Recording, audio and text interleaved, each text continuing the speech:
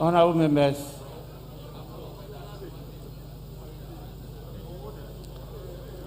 we now have the Minister of State responsible for the Ministry of Finance, in the person of the Minister for Parliamentary Affairs, the Majority Leader and Leader of the House. And so I'll move straight to item 7.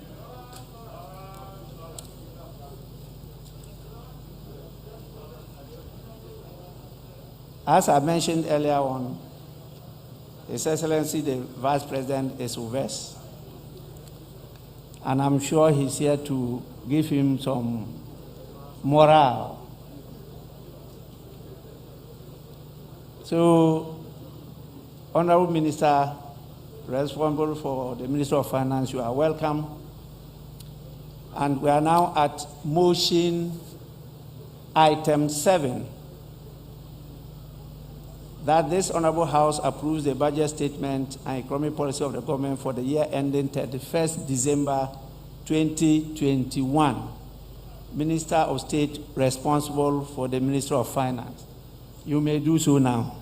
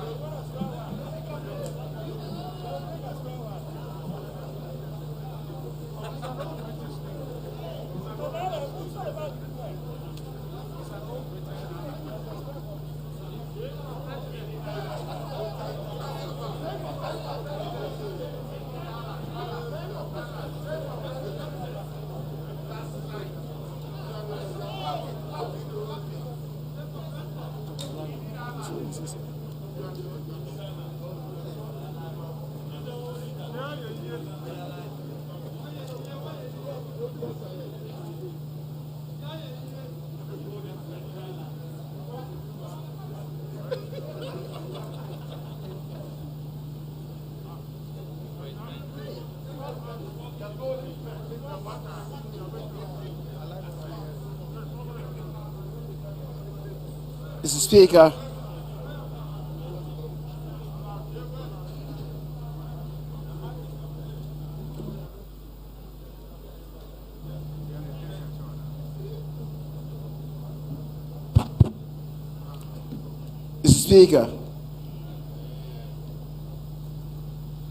I come before you today to move a motion for the approval of the budget statement and economic policy of the government of Ghana for the year ending 31st December 2021.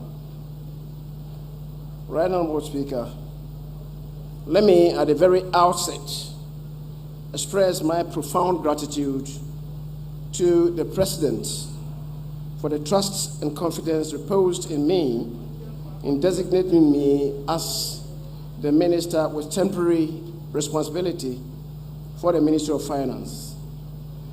In these past 5 days, I have received massive cooperation and indeed guidance from His Excellency, the Vice President, the head of the Economic Management team.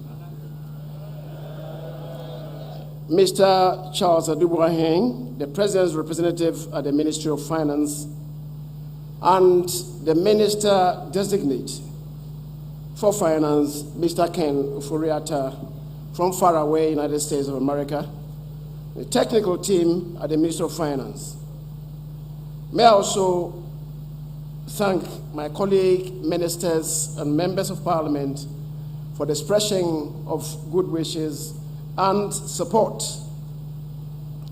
Let me also, Speaker, on this momentous occasion, wish the First Lady of the Republic happiest birthday for attaining the biblical optimum age of 70. Today, Friday, the 12th of March. Speaker, to Mrs. Irene Cheme Sabonsu, let me just say, what can I do without you?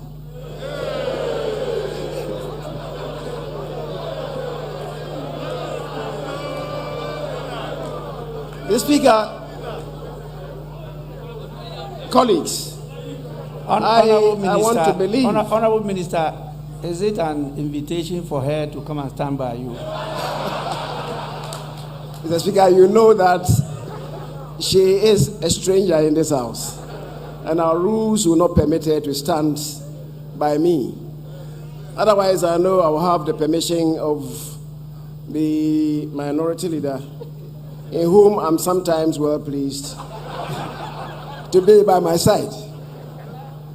As Speaker, I was saying that I want to believe that the facts of the majority leader in the government business, one of our own, presenting the budget statement in this house, should provide sufficient mitigation to subdue the flame of heckling from the professional hecklers. From the professional hecklers. That's because they know themselves.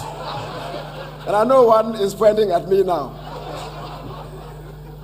Right, Honorable Speaker, honorable members of Parliament, on the authority of His Excellency the President Nana Addo Dankwa Akufo-Addo, I beg to move that this Honorable House approves the financial policy of Government of Ghana for the year ending 31st December 2021.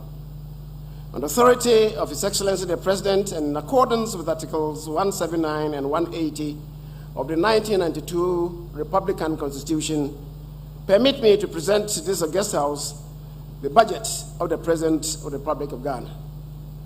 Speaker, this statement is an abridged version of the 2021 budget statement, and I would like to request the Hazard Department to deem the entirety of the budget statement and economic policy as having been read and capture same in the Hansard of today, Friday, the 12th of March, 2021, upon my completion of this submission.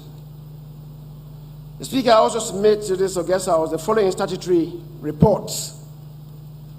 The 2020 annual report on the petroleum funds, in accordance with Section 48 of the Petroleum Revenue Management Act, 2011, Act 815 as amended, the 2020 report on the utilization of the African Union levies, and third, the 2020 annual debt report in accordance with Section 72 of the Public Financial Management Act 2016, Act 921. Mr. Speaker, on 28th of October 2020, and in accordance with Article 180 of the 1992 Constitution, government laid the expenditure in advance of appropriation in this House. I wish to report that the subsequent approval of those estimates by this august House has made it possible for government business and public services delivery to continue uninterrupted in the first quarter of 2021. Speaker, just 3 days ago, on the 9th of March 2021, His Excellency the President of the Republic, Nana Addo Dankwa Akufo-Addo, presented the first message on the state of the nation of his second term. In that address, he clearly stated that even though, like other countries around the world, we've had to go through the worst possible pandemic of our lifetime, the nation is in relative good state, thanks to the grace of God and to the swift, decisive, responsible, and necessary actions taken by government to contain the virus. support families, and sustain the economy. Today, Mr. Speaker, I stand here on behalf of the President to present to you and the House the state of the economy, how we have managed to mitigate and survive the pandemic, and eke out a projected positive growth rate of 0.9% in 2020, contrary to the initial fears of a negative growth rate as experienced in many countries. I will also present to you deliberate and well-thought-out strategies that will hasten our recovery and place us on a confident path of sustained economic transformation. Mr. Speaker, the year 2020 was a difficult period for Ghana and the rest of the world. Never before in recent history has a pandemic triggered such dramatic changes to lives and livelihoods simultaneously. The last of such pandemic of global impact was the Spanish flu in 1918, over 100 years ago. The ensuing crisis has disrupted supply chains and exerted undue pressure on economic and financial systems, killed businesses and jobs. Developing and emerging economies, including Ghana, have had to deal with external headwinds, falling commodity prices, and rising expenditures to address the effects of the pandemic. The International Monetary Fund has estimated that the global economy contracted by 3.5%, while global trade also contracted by 9.6%. The COVID-19 pandemic has upended the economies of over 150 countries and is the worst economic crisis since the Great Depression in the 1930s. Speaker, for the first time in our 64 years of nationhood, the government has had to tackle an unforgiving simultaneous health and economic crisis. The outbreak and the ensuing partial lockdown to contain the spread of the virus and protect lives and livelihoods brought socio-economic activities to a visual standstill, with the resultant loss of jobs, incomes, collapse of businesses, and loss of government revenues. Mr. Speaker, from the onset of the COVID-19 pandemic in March 2020, His Excellency the President laid out 5 key objectives government sought to achieve. 1, limit and stop the importation of the virus. 2, contain its spread. 3, provide adequate care for the sick. 4, limit the impact of the virus on social and economic life. And 5, inspire the expansion of our domestic capability and deepening our self-reliance. The President made it an utmost priority to protect Ghanaian lives and above all else. This is captured in his now world-famous quotation, and I quote, "We know what to do to bring our economy back to life. What we do not know how to do is to bring people back to life," unquote. Under his leadership, the country took the required swift, drastic, and decisive measures to mitigate the spread of the pandemic. We rapidly mobilized and deployed extensive internal and external resources to support Ghanaian households and enterprises. The Speaker, at this juncture, permit me to acknowledge the support of our development partners, namely the International Monetary Fund, the World Bank, the African Development Bank, the European Union, and other bilateral partners who made available significant resources to complement our efforts. Mr. Speaker, the drastic slowdown in economic activity led to a huge drop in domestic revenues, combined with sharp and unplanned hike in COVID-related expenditures. In sum, this unprecedented crisis led to 1, a sudden shortfall in government revenues amounting to 13.6 billion Ghana cedis, and 2, an unexpected and unavoidable rise in expenditures of 11.7 billion Ghana cedis. The Speaker, through government's Emergency Preparedness and Response Plan, ERP 1 and 2, as well as the Coronavirus Alleviation Program, CAP, we undertook the following measures. 1, provided financial clearance to employ additional 24,285 health professionals between March and June to help fight the pandemic. 2, expanded the capacities of laboratories to increase COVID-19 testing and established isolation centers in all regions and districts. We provided 3.6 million reusable face masks, 50,000 medical scrubs, 90,000 hospital gowns and head covers to health facilities as of June 2020. We provided 50% of basic salary as allowances for frontline health workers, waived income tax for all healthcare workers, waived income tax on 50% additional allowances paid to frontline health workers, absorbed the transport costs and cost of sustenance for contact tracers and field surveillance officers, fully recovered water consumption for all Ghanaians from April to December 2020, and fully covered the power consumption of over 1 million Lifeline customers, and subsidized the consumption of all other customers by 50%. Rolled out the 750 million Ghana City CAPS and BUZZ programs in May 2020 to directly support micro, small, and medium-sized enterprises. We established a 2 billion guarantee facility to support all large enterprises and for job retention. 12, 100 million Ghana City Fund for labor and faith-based organizations for training and skills development. An unemployment insurance scheme to provide temporary income support to workers who were laid off due to the pandemic. 14, we transferred over 50 million to 400,000 most vulnerable individuals under the LEAP program.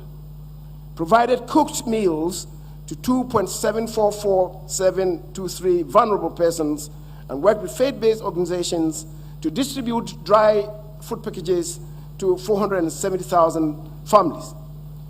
We provided hot meals for 584,000 final year junior high school students and 146,000 staff of public and private schools from August 24th to September 18, 2020, as they wrote their final examinations.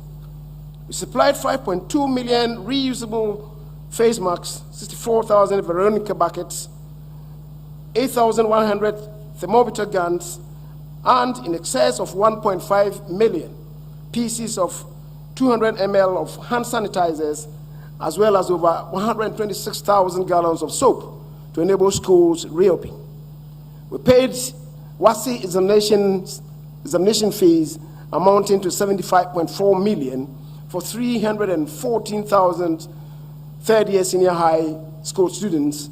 We reduced the communication service from 9% to 10% to support students and workers who have adopted online platforms to study and work. We extended due dates for filing of taxes from 4 to 6 months after the end of the financial year. We permitted the deduction of contributions and donations towards the pandemic as allowable expenses for income tax purposes. We waived VAT, NHIL, and Get Fund levy on donations of stock of equipment and goods for fighting the pandemic. We waived income taxes on third-tier pension withdrawal. We fumigated schools, hospitals, markets, and lorry parks. We took vigorous public sensitization and engagement exercise to inform and educate Ghanaians on the pandemic. And 26, we paid all public sector salaries in full. Mr. Speaker, with revenue slumping and COVID-related expenditures rising, the Akufo-Addo government was tested beyond measure. We believe it is fair to say that we rose to this extraordinary challenge. Indeed, despite the squeeze, government succeeded in protecting virtually all jobs and incomes in public sector. What the people of Ghana have witnessed since the coronavirus pandemic, and to the admiration of the rest of the world, It's a leadership of conviction that is responsible, creative, courageous, decisive, and above all, very caring. Mr. Speaker, through our decisive policy response, we have managed to achieve major results that have made it easier for the people to cope with this unprecedented crisis. For example, our response through CAP has been vital in preventing social dislocations, deeper economic scarring, and damage to our economic prospects. These additional government expenditures in the face of declining revenues were necessary to save lives, protect livelihoods, and safeguard economic activities. Speaker, today, Ghana is better positioned to recover and rebuild an even more resilient economy, not only because we know how to do it, but also because the grace of God has been assured for this journey. Mr. Speaker, in the 3 years prior to the pandemic, as a government, we had a plan. We stayed focused, kept our discipline, kept our promises, and worked with integrity, creativity, and compassion. As a result, the economy saw a turnaround and economic growth rate doubled, rebounding strongly from 3.4% in 2016 to average 7% annually. Mr. Speaker, the banking sector cleanup had been completed. Businesses were doing well and creating jobs. Food production was enjoying a bumper harvest, and suddenly Ghana had become a major tourist attraction. We were indeed on a path of fiscal consolidation by 2019 and poised for economic transformation. Then out of nowhere, Mr. Speaker, the COVID-19 global pandemic hit us. Mr. Speaker, the history of Ghanaians is a story of resilience, faith in God, and ingenuity when faced with adversities and uncertainties. And so we proceeded from 2017 with discipline, hard work, and cooperation to get Ghana back to work. We took a severely challenged economy and restored its competitiveness within 3 years. In 4 years, against significant opposition, we took a bold step that afforded 1.2 million Ghanaians the opportunity to attain a better and quality secondary school education. We took a financial sector on the brink of collapse, and 4 years cleaned it to build an even stronger financial ecosystem that is well capitalized, liquid, and solvent to fund our progress. In 4 years, we secured a central place in African integration and won the bid to host the Secretariat of the African Continental Free Trade Area. And within the last 4 years, Mr. Speaker, our aggressive industrialization and regional integration agenda successfully attracted and retained the highest foreign direct investment in West Africa, including having global automobile giants setting up base here. Today, world-class vehicles assembled right here in Ghana are selling on our market and plying our roads.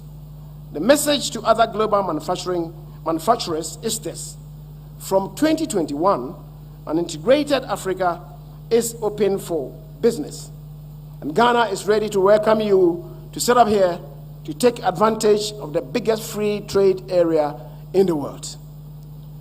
Mr. Speaker, we have come far from 2020. However, we are not fully out of the woods yet. As such, fiscal consolidation has to be carefully balanced with the provision of some targeted fiscal stimuli to cushion the impact of COVID-19 on businesses and to facilitate a quick and strong recovery of our economy, which we aim to achieve through Ghana Cares, or Batampa program. Mr. Speaker, it is clear that expenditure on health infrastructure and health-related items such as vaccines, hospital supplies, and PPEs would become a routine. However, we'll take measures to ensure that these additional critical expenditures do not undermine our fiscal consolidation and debt sustainability. Government will pursue revenue-enhancing measures with a focus on deepening our digitization agenda, both on transactions of goods and services, as well as on the tax collection systems to broaden the tax base and roping more eligible taxpayers. Expenditures should be rationalized through the implementation of tighter expenditure control systems with a more efficient procurement system to ensure value for money. We will also pursue structural reforms in public financial management system to improve efficiency in public service delivery. Mr. Speaker, we believe that the achievements in the 3 years prior to the COVID-19 outbreak, as well as the intermediate outcomes of the EPRP and CAP, are the foundations from which we will collectively adapt to the changes caused by this pandemic and, quote, build back better and greener, unquote. Speaker, the seminal breakthroughs in vaccine development gives hope that economies can reopen more quickly than anticipated.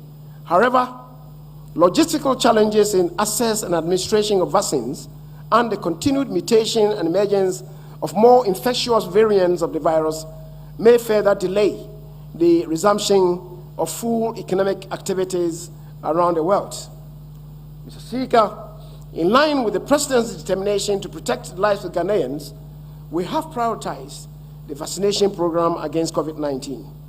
Through the bold leadership and adept diplomacy of His Excellency the President, Ghana became the first country in the world to receive its first batch of vaccines of the 600,000 doses through the COVAX initiative on Wednesday, the 24th February 2021. We are also working assiduously to secure vaccine for 20 million Ghanaians to enable us to attain herd immunity by the end of this year. Once again, Ghana has stepped up in front. Thanks to His Excellency the President's leadership, we are championing African excellence to become the vanguard against COVID-19 on this continent. However, Speaker, until we achieve herd immunity, we cannot let our guard down if we are to contain the spread of this virus. We must all commit to taking the vaccines in addition to adhering to the COVID-19 protocols that have been instituted for our safety and gradual return to full economic activities, recovering for sustained transformation. Mr. Speaker, in addition to continuing our priority programs, we will implement additional initiatives to drive recovery. These include: 1, scale up the vaccination of Ghanaians to enable us to attain herd immunity in Ghana by the end of 2021. Continue the implementation of Agenda 111 to provide hospitals and related infrastructure nationwide to improve the delivery of health care. 3, intensify efforts to improve public sanitation. 4, support to those who have lost their jobs due to COVID-19 to find other gainful employment opportunities. 5, deploying resources for our security agencies to maintain peace and security. Complete many of our ongoing infrastructure projects within our resource envelope, reflecting the theme of the budget. The implementation of the Ghana Cares program to revitalize the economy and create employment. And 8, continue the implementation of our flagship programs, including Planting for Food and Jobs, the Free Senior High School, and the One District, One Factory agenda, plus the One Village, One Dam agenda. Mr. Speaker, the last 4 years led no Ghanaian in doubt that ours is a government that cares. We care about the welfare of the people. We care about the need for business to create wealth. The next 4 years will see a more clinical structural focus on President Akufo-Addo's transformation agenda as we build with deliberate rapidity on the gains so far made. In this regard, pursuing the 100 billion Ghana Cares or Batampa program, which by far is the boldest and biggest economic recovery program in the country's history, will enable us to turn the challenges created by COVID-19 into opportunities for socio-economic transformation. This program will foster closer collaboration with the Ghanaian private sector, labor, the people, our development partners, and foreign investors. The Batampa program is inspired by His Excellency the President's conviction that, and I quote, what our forebears dreamed of, we will achieve. If we inherited dreams and visions from our founding fathers, we should leave legacies of achievements and realities to our children and their children. Unquote. Mr. Speaker, through Ghana Cares, we will, 1, expedite government's digitalization agenda to achieve greater efficiency and effectiveness in public service delivery. We will revitalize the housing and construction industry to address the severe housing deficit and create job opportunities, and establish Ghana as a regional hub, leveraging its position within ECOWAS and as host of the Secretariat of the African Continental Free Trade Area to focus on manufacturing, financial services, education, healthcare, aviation and logistics, digital services, petroleum, automobile, tourism, hospitality, and creative arts. Support the private sector and entrepreneurs to become a powerful engine for job creation. Actively promote both local and international investments, including the use of PPPs, and upgrade the skills of our workers through retraining programs focusing on technical and vocational skills. Mr. Speaker, the implementation arrangements for the Ghana Cares programs are in place. Clear budgets have been set and milestones developed. We will establish delivery units in the relevant MDAs and partner with the private sector, academia, and other practitioners to facilitate and monitor implementation.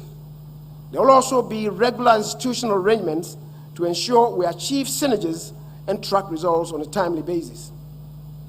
Speaker, the theme for the 2021 budget is completion, consolidation, and continuation. This theme is underpinned by the fact that over the years, every new budget invariably contains a host of new projects to be initiated at the expense of ongoing projects. Not only does this put pressure on our finances, but also has historically resulted in arrears, with many contractors not being paid on time for work done, and thereby escalating the overall cost of these projects. The Speaker, government has therefore decided to chart a new direction from 2021. A major concern of all Ghanaians across the political divide is the usually wasteful specter of uncompleted public projects scattered across the country. This must stop. Governments owe the people a duty to use limited public funds responsibly. Our goal is to bring to an end the culture of unfinished projects. The main focus of government for this year, therefore, is the fulfillment of existing commitment and the completion, to the largest extent possible, of existing projects. The delivery tracker, which government launched last year to track progress of infrastructure projects, showed over 8,700 ongoing projects across all sectors at the end of 2020. And that is why the President has tasked his ministers and heads of all other relevant institutions to focus the infrastructural energies of government mainly on continuing and, if possible, completing existing projects in 2021. The era of abandoning viable projects started with public funds must end. And this time we believe, and the time we believe is now. Mr. Speaker, I now proceed to give highlights of the budget. Global economic developments and outlook. Growth. Speaker, data from the IMF's January 2021 World Economic Outlook update indicate that the global economy is projected to grow at 5.5% in 2021, up from the estimated contraction of 3.5% in 2020. The 2021 growth estimates reflects an expected positive turnaround on account of COVID-19 vaccine-powered economic activity and strong policy response in advanced countries. Speaker, despite expectations for global economic recovery between 2021 and 2022, output gaps are not expected to close until after 2022. Consistent with this expectation, inflation is projected to remain subdued during the 2021-2022 years. For advanced economies, inflation is projected to increase from a low of 0.7% in 2020 to 1.3% in 2021 and further to 1.5% in 2022, in consonance with increasing prices of medical supplies and those other commodities. Mr. Speaker, data from the January 2021 edition of the International Monetary Fund World Economic Outlook project Brent crude oil prices to average 50.03 United States dollars for 2021 and 48.82 United States dollars for 2022. Gold, as a safe haven, benefited immensely from the pandemic in 2020. This was sustained by continued monetary easing by major central banks. However, in 2021, gold prices are expected to reduce to an average of 1,740 United States dollars per troy ounce from an average of 1,793 United States dollars per troy ounce recorded in 2020.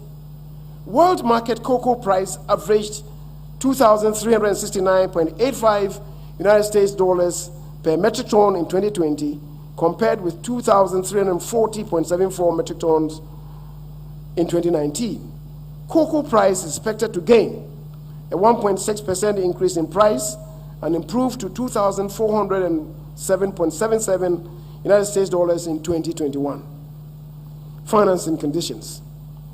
Mr. Speaker, global financing conditions remain generally favorable throughout 2020, reflecting significant policy support, which induced lower borrowing costs, boosted equity valuations, enhanced investor risk appetite, and narrowed sovereign bond spreads across emerging markets and developing economies.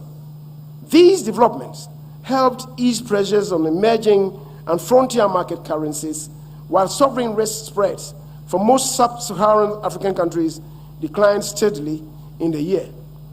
Financial market indicators point to optimism about medium-term prospects.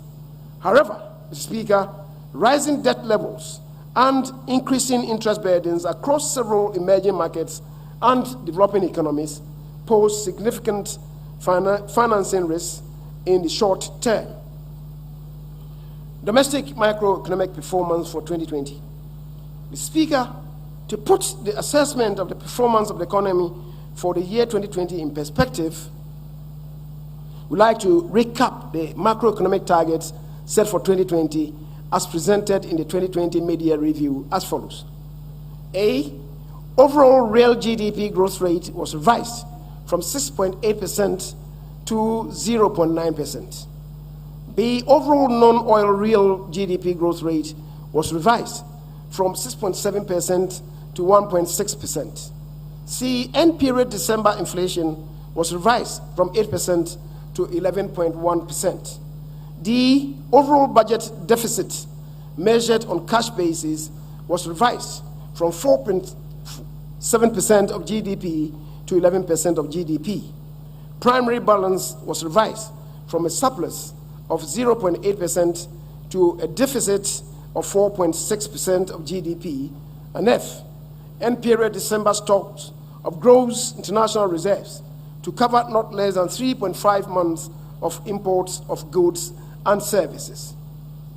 Mr. Speaker, even though complete 2020 gross domestic product data has not yet been released by the Ghana Statistical Service, provisional data for the first 3 quarters of 2020 show that the targets for most of the macroeconomic indicators are largely on track.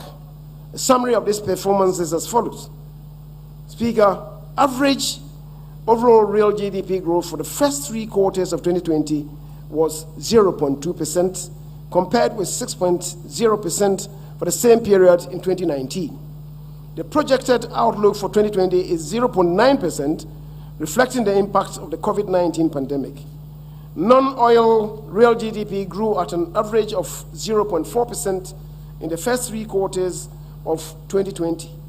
The projected outlook for 2020 is 1.6%. End period inflation was 10.4% in December 2020, compared to the revised target of 11.0%. The overall budget deficit on cash basis was 11.7% of GDP, excluding financial sector cleanup costs, against a revised target of 11.4% of GDP. The primary balance recorded a deficit of 5.3% of GDP against a target deficit of 4.6% of GDP. Gross international reserves accumulated to $8.6 United States billion, the equivalent of 4.1 months of import cover, slightly above target. Mr. Speaker, detailed performance in the real monetary, external, and fiscal sectors of the economy are provided below. Mr. Speaker, provisional estimates from the Ghana Statistical Service show that average overall GDP for 2020 grew at 4.9% in quarter 1, negative 3.2% in quarter 2, and negative 1.1% in quarter 3, bringing the average GDP growth rate for the period to 0.2%, reflecting mainly the impact of COVID-19 pandemic on the economy, as I've already related to. The most recent work on GDP puts 2020 projected GDP growth outlook at 0.9%.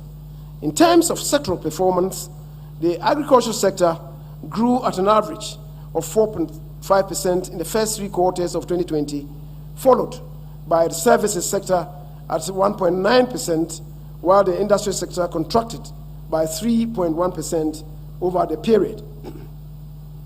Mr. Speaker, price developments within the year were largely driven by volatile food prices, while non-food inflation remained fairly stable.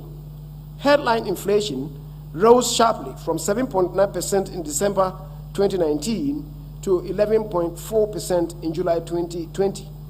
The upward trend was mainly driven by panic buying episodes preceding the COVID-19 partial lockdown measure, which exerted significant pressures on food prices.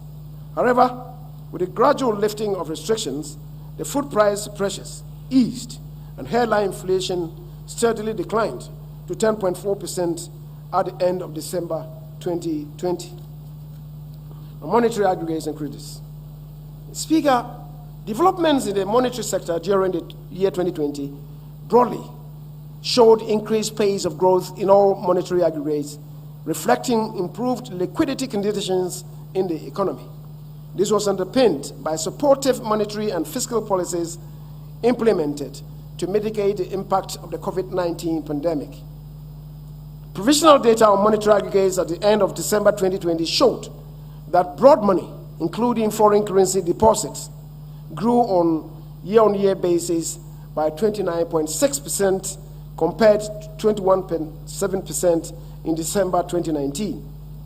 Annual growth in banks' outstanding credit decreased in December 2020 relative to what was recorded in the corresponding period in 2019. The nominal annual growth of outstanding credit slowed from 23.9% in December 2019 to 5.8% in December 2020. Similarly, nominal growth in credit to the private sector slowed from 18.0% in 2019 relative to 10.6% in December 2020. In real terms, annual growth of outstanding credit to the private sector moderated from 9.39% growth in December 2019 to 0.17% in December 2020. Interest rates. Speaker, interest rates in the money market generally trended downwards in 2020 on year-on-year basis in line with the monetary policy rate. The 91-day and 182-day Treasury bill rates declined to 14.08% and 3% respectively in December 2020 from 14.69% and 15.15% in December 2019. Similarly, the rate on the 364-day instrument decreased to 16.98% from 17.88% over the same comparative period. Rates on secondary bond market have also broadly declined, except rates on the 5-year and 7-year bonds, which increased by 35 basis points and 425 basis points to settle at 19.85% and 20.50% respectively. The weighted average interbank rate declined from 15.2% to 13.56%, resulting in improved liquidity conditions on the interbank market and increased trading among banks. Average lending rates of banks also declined to 21.10% in December 2020 from 23.59% recorded in corresponding period of 2019. External sector. Mr. Speaker, the external sector performance was also impacted by the COVID-19 pandemic through the trade and financial channels. The trade account recorded a lower surplus of $2.0 billion United States dollars, or 3.0% of GDP in 2020, compared with $2.3 billion United States dollars, equivalent to 3.4% of GDP in 2019. The decline in the surplus was driven largely by a 7.8% contraction in total export receipts, especially from crude oil exports, which declined sharply by 35.2%. In addition, the value of total imports contracted by 7.3%, reflecting a slowdown in import demand due to the pandemic. The lower trade surplus, coupled with higher services outflows, resulted in a current account deficit of $2.0 United States billion, equivalent to 3.0% of GDP in 2020, compared to a deficit of $1.9 United States billion, equivalent to 2.8% of GDP in 2019. These developments, Mr. Speaker, resulted in an overall balance of payments deficit of $630 million United States dollars in 2020, compared with a surplus of $1.3 billion United States dollars in 2019. The deficit of the balance of payments was on account of marginal worsening of the current account deficit and a decreased net capital inflows in the capital and financial accounts. Gross international reserves. Mr. Speaker, gross international reserves stood at $8.6 billion United States dollars, equivalent to 4.1 months of import cover at the end of December 2020, from a stock position of $8.4 billion, equivalent to 4.0 months import cover as of December 2019. Exchange rate development. The foreign exchange market was relatively stable, and local currency performed better in 2020 than in 2019. Pressures from corporate demand, energy-related forex demand, and pandemic-induced portfolio outflows were offset by improved forex inflows, mainly from the Eurobond issuance and the IMF Rapid Credit Facility. These were complemented by the substantial reserve buildup by the Bank of Ghana at the end of 2019. Cumulatively, Mr. Speaker, the Ghana cedi depreciated against the United States dollar, the pound sterling, the euro by 3.9%, 7.1%, and 12.1% respectively. This compares with the larger depreciation rates of 12.9%, 15.7%, and 11.2% for the United States dollar, pound sterling, and euro, respectively, during the same period in 2019. It is worth noting that the depreciation of the Ghana cedi against the US dollar in 2020 is the lowest recorded in the Fourth Republic, notwithstanding the COVID-19 pandemic.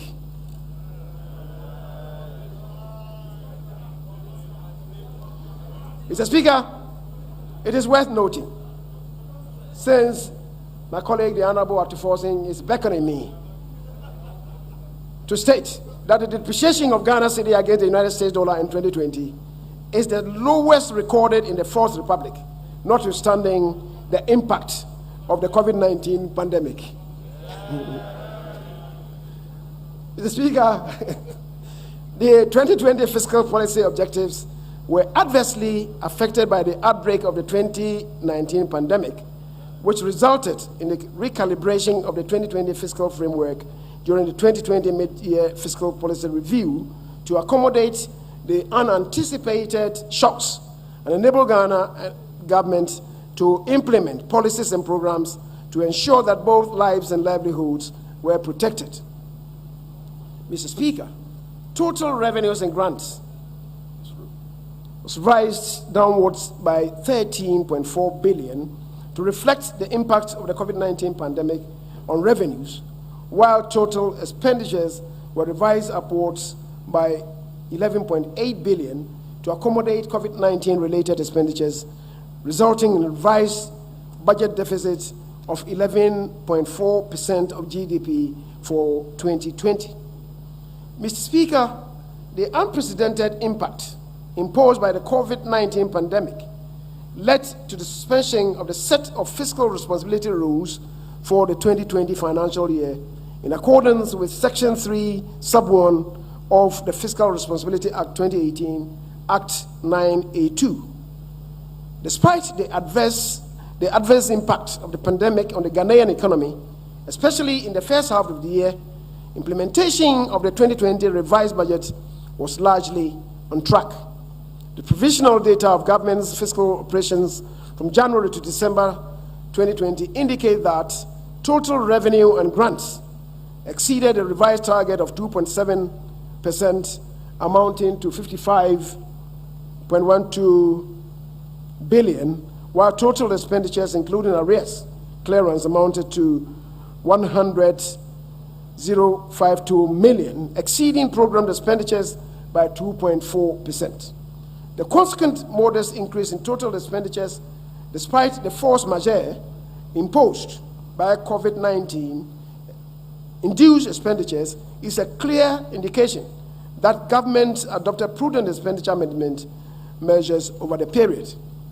Mr. Speaker, the above revenue and expenditure performance resulted in an overall fiscal deficit of 11.7% of GDP, excluding the financial sector cleanup cost. Speaker, and let me repeat, that the above revenue and expenditure performance resulted in an overall fiscal deficit of 11.7% of GDP, and that excludes the financial sector cleanup cost, compared to the program deficit of 11.4% of GDP. The corresponding primary balance for the period was also a deficit of 5.3% of GDP, compared with the revised deficit target of 4.6% of GDP. The fiscal deficit, including the financial sector cost for 2020, is 13.7% of GDP. Mr. Speaker, the fiscal deficit was financed from both domestic and external sources. Given the tightness of the external financing conditions, government had to resort more to domestic financing, including drawdown in government deposits at the central bank, domestic market operations, and other sources of domestic financing. Net domestic financing amounted to 44.889 billion, equivalent to 11.7% of GDP. Net foreign financing amounted to 31 million against a target of 18.46 billion, or 4.8% of GDP. Mr. Speaker, petroleum liftings and receipts. Total crude oil production for 2020 was 66.9 million barrels, compared to 71.4 million barrels in 2019. As of December 2020, the Ghana National Petroleum Corporation had lifted 12 parcels of crude oil on behalf of the state and transported 88.418 million standard cubic feet of gas to the Ghana National Gas Company, GNGC. Total petroleum receipts, that's proceeds from liftings and other petroleum receipts, as at end 2020, amounted to $666.4 million United States dollars, equivalent to 3.8 billion Ghana cedis, compared with the receipts of $937.6 million United States dollars, equivalent to 4.9 billion Ghana cedis in the same period for 2019. These receipts were allocated based on the provisions of the Petroleum Revenue Management Act, as amended. In particular, the GNPC was allocated a total of $198.6 million United States dollars, made up of equity financing cost of $154.8 million United States dollars, and a share of the net carried and participating interest of $43.8 million United States dollars. The annual budget funding amount received a total of $273.4 million United States dollars, while the Ghana Petroleum Funds received $166.6 million United States dollars. The Ghana Petroleum Funds were distributed to the Ghana Stabilization Fund and the Ghana Heritage Fund in the ratio of 7:3, consistent with the Petroleum Revenue Management Act. Thus, the Ghana Stabilization Fund received $116.6 million United States dollars, while the Ghana Heritage Fund received $49.9 million United States dollars. Public debt development. Mr. Speaker, the provisional debt stock as it ends December 2020 stood at a nominal figure of $291.614 billion, representing 76.1% of GDP, compared with $217.991 billion, equivalent to 62.4% of GDP in 2019. Mr. Speaker, the total debt stock mix was made up of a provisional figure of $141.780 billion for external debt and $149.83389 billion for domestic debt, accounting approximately for 48% and 51.4% of the total public debt stock, respectively. As a percentage of GDP, external domestic debt represented 36.99% and 39.09%, respectively. Speaker, the total public debt has increased from $122 billion, that is 6.9 GDP, to $291.6 billion, that is 76.1% of GDP, as at the end of December 2020. Included in the debt stock and the debt to GDP ratio at the end of 2020 are the following non-recurrent burdens that we had to deal with as a matter of urgency. One, the fiscal impact of COVID-19 is $19.7 billion. The cost of the financial sector cleanup is 21 billion Ghana cedis. Cost of excess capacity charges paid to IPPs, that's 12 billion Ghana cedis. The impact of the reduction in growth from an average of 7% to 0.9% in 2020. Speaker, if these expenditures are excluded and the drop in GDP growth in 2020 primarily attributable to COVID-19 pandemic is taken into account, the total stock of debt for 2020 would have been approximately $239.9 billion, implying a debt to GDP ratio of 58.7%. Mr. Speaker, the following information is useful. Between 2004 and 2008, Ghana's debt stock increased by 30%. Between 2008 and 2012, the debt stock increased at 269%. Between 2012 and 2016, the increase in the debt stock was 243%. Between 2016, the increase in the debt stock was 137%.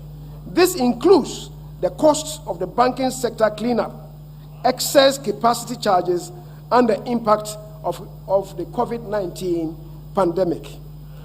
Mr. Speaker, these are the facts according to the figures. Mr. Speaker, despite the impact of the pandemic, the rate of growth of the public debt has been lower under our government than under previous governments. The rate of growth, and do the calculations on not your laptops, but on your cell phones.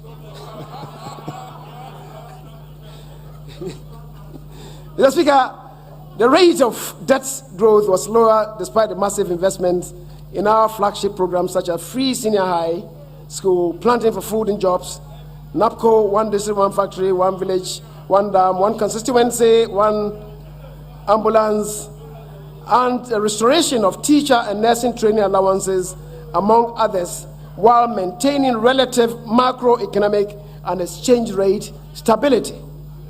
Mr. Speaker, this reinforces the fact that the Akufo-Addo and indeed the NPP government are simply better managers of the economy and better protectors of the public purse.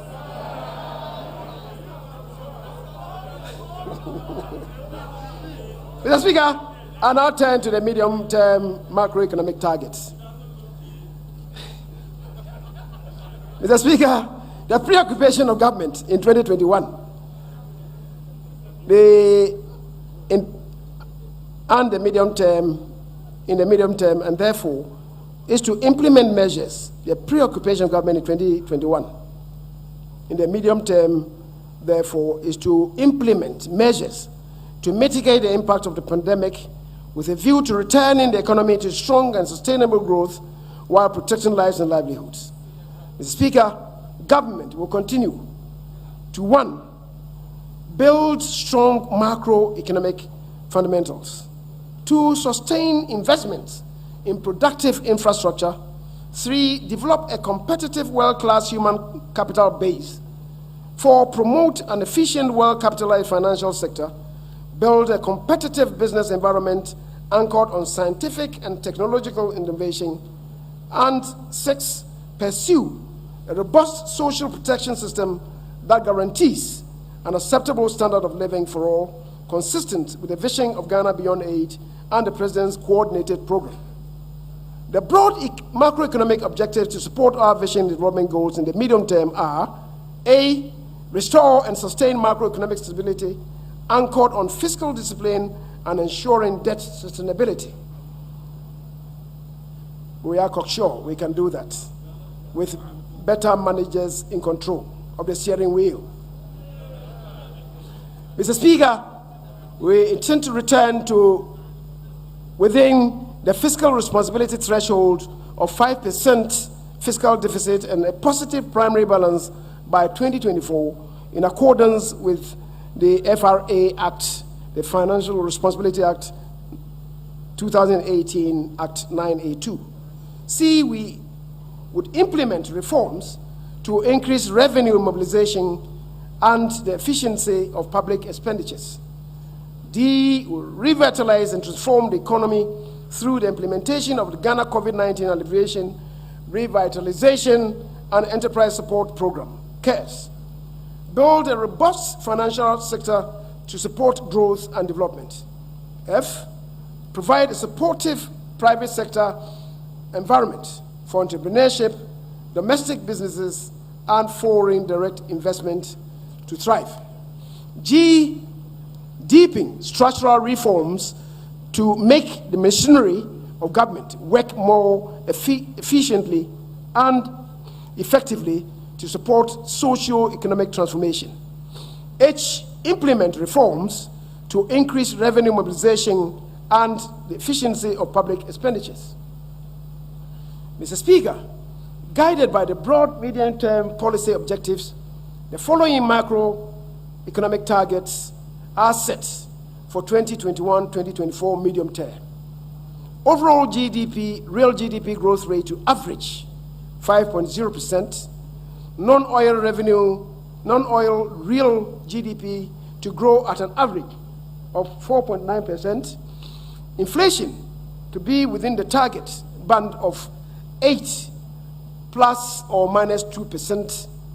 Overall fiscal balance and primary balance to return to the Fiscal Responsibility Act threshold of fiscal deficit of 5% of GDP and a positive balance by 2024, and gross international reserves to cover at least 4.0 months of imports.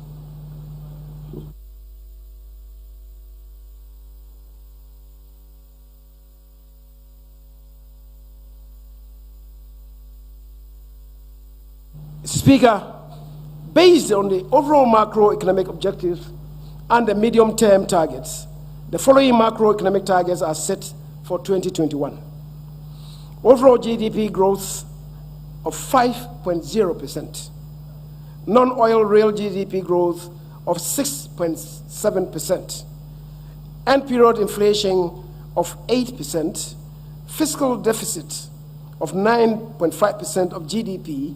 Primary deficit of 1.2% of GDP, and gross international reserves to cover not less than 4.0 months of imports. Speaker, we now provide details of the medium-term outlook for real fiscal, monetary, and external sectors of the economy. GDP growth for 2021. Speaker, as I've indicated, overall real GDP is projected to grow at 5.0% in 2021, while non-real GDP is projected to grow at 6.7%. In terms of sectoral growth, the agricultural sector is expected to grow at 4.0%, industry sector at 4.8%, and the services sector at 5.6%.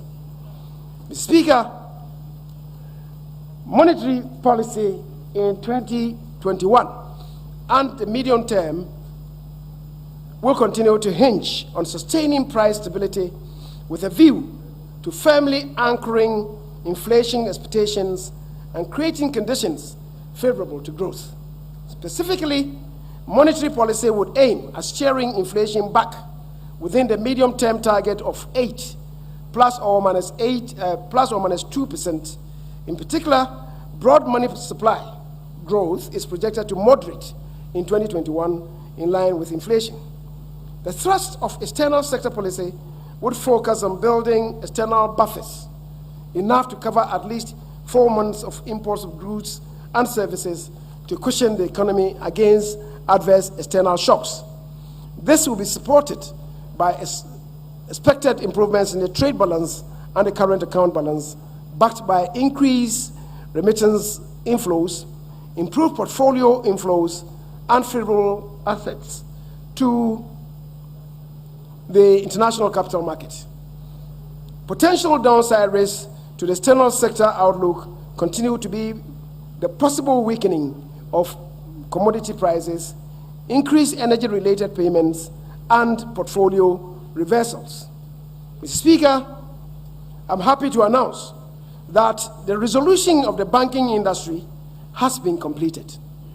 Government has been working to complete the bailout of the asset management industry through the provision of a bailout package for investors of the failed asset management companies out of an estimated 8.5 billion Ghana cedis to help pay investors of the failed AMCs. This August House approved an amount of 3.1 billion in 2020 mid-year budget. At the end of the 2020 December, government had provided an amount of 3.4 billion for the payment of validated claims to investors of 30 AMCs for which liquidation orders were obtained. This amount was in a combination of a 3-year marketable bond of 2.5 billion Ghana cedis and a 5-year zero-coupon bond of 915 million Ghana cedis. Mr. Speaker, for the Securities and Exchange Commission to fully settle investors of the remaining 17 AMCs, an amount of 5.5 billion 1.3% of GDP, is required. For this reason, we have come to this House once again to seek for your approval to raise an amount of $5.5 billion in 2021 to complete the asset management industry bailout, including Gold Coast Fund Management Limited, now Black Shield Capital Management, First Bank Financial Services Limited, Liberty Assets Management, Beach Capital Asset Management Limited, Ideal Capital Partners Limited, and Frontline Capital Advisors Limited. International Capital Market Operations for 2021. Mr. Speaker, over the past few years, many frontier and emerging economies have broadened the range of debt instruments they have deployed. Financial conditions on the global market has raised opportunities to tap into the international bond market and increase access to commercial debt financing. However, market access conditions are highly uncertain and spreads can widen in a short time in reaction to local or international events. Following from this, the Ministry of Finance took a proactive approach and presented and secured parliamentary approval on 10th November 2020 for this as part of the 2021 expenditure in advance of appropriation for the 2021 fiscal year. The proceeds are to support the budget deficit by funding growth-oriented expenditures and conduct liability on both external and domestic bonds. The limit of funding from the capital market was up to $5 billion United States dollars through multiple instruments made up of Eurobonds, diaspora bonds, sustainable bonds, green bonds, and social bonds, and a syndicated term bridge financing. Mr. Speaker, we certainly are not fully out of the woods yet with the ongoing COVID-19 second wave, but such fiscal consolidation has to be carefully balanced with the provision of some targeted fiscal stimulus to cushion the impact of COVID-19 on businesses and the economy, which we aim to achieve through the Ghana Cares or BATAPA program. Mr. Speaker, in the medium term, we will pursue revenue-enhancing measures with a focus on deepening our digitalization agenda, both on transactions of goods and services, as well as on tax collection machinery, as part of measures to broaden the tax base and rope in a lot more eligible taxpayers into the tax net. Expenditures will be rationalized through the implementation of tighter expenditure control systems with much more efficient procurement system to ensure value for money.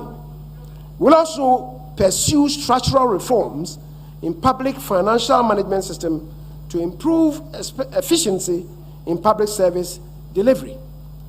Mr. Speaker, in spite of our drive to ensure that we do not prematurely withdraw fiscal stimulus support as part of measures to contain the pandemic and revitalize the economy, our resolve to ensure debt sustainability in the medium term will support a medium-term fiscal path that will ensure that we return to fiscal responsibility ceiling of a deficit of 5% of GDP and a positive primary balance by 2024. Petroleum receipts and utilization for 2021. Mr. Speaker, the projected petroleum revenue for 2021 will amount, as I've already indicated, to $885.7 million United States dollars. The total revenue is made up of royalties, 201 million United States dollars, carried and participating interest to 524.9 million United States dollars, corporate income tax 158.5 United States dollars, and surface rentals 1.3 million United States dollars. Speaker, in line with the PRMA, we would like to propose the allocation of the petroleum revenue as follows. 1, allocate 283 million to GNPC for its equity financing costs, 179.33 United States million dollars, and share of the net carried and participating interest 103.69 million. Allocate 70% of the benchmark revenue of United States dollars 602.7 million to ABFA. Allocate 30% of the benchmark revenue to the Ghana Petroleum Funds, and allocate 126.57 million of the Ghana Petroleum Funds amount to the Ghana Stabilization Fund, and 54.24 million to the Ghana Heritage Fund. Mr. Speaker, total revenue and grants for 2021 is projected to rise to 72.452 billion, equivalent to 16.7% of GDP, up from an outturn of 55.132 billion Ghana cedis, equivalent to 14.3% of GDP recorded in 2020. Domestic revenue is estimated at 70.987 billion in 2021 as Ghana cedis, and represents an annual growth of 31.7% over the recorded outturn for 2020. Of the total domestic revenue, non-oil tax revenue will constitute about 74% and amount to 53.632 billion, equivalent to 12.4% of GDP, reflecting the impact of expected improvements in tax compliance and reforms in revenue administration. Mr. Speaker, government recognizes that as a result of the impact of COVID-19, times indeed are hard for many of our people. However, it is important that we rebuild and strengthen our public finances to provide the resources to protect the lives and livelihoods of Ghanaians, deliver critical government services, and support the transformation of the economy. It will also ensure fiscal and debt sustainability. We have to do this ourselves, as no one will do it for us. Rebuilding our public finances requires us to implement some important fiscal measures to mobilize additional domestic revenue. Mr. Speaker, government recognizes that as a result of the impact of COVID-19,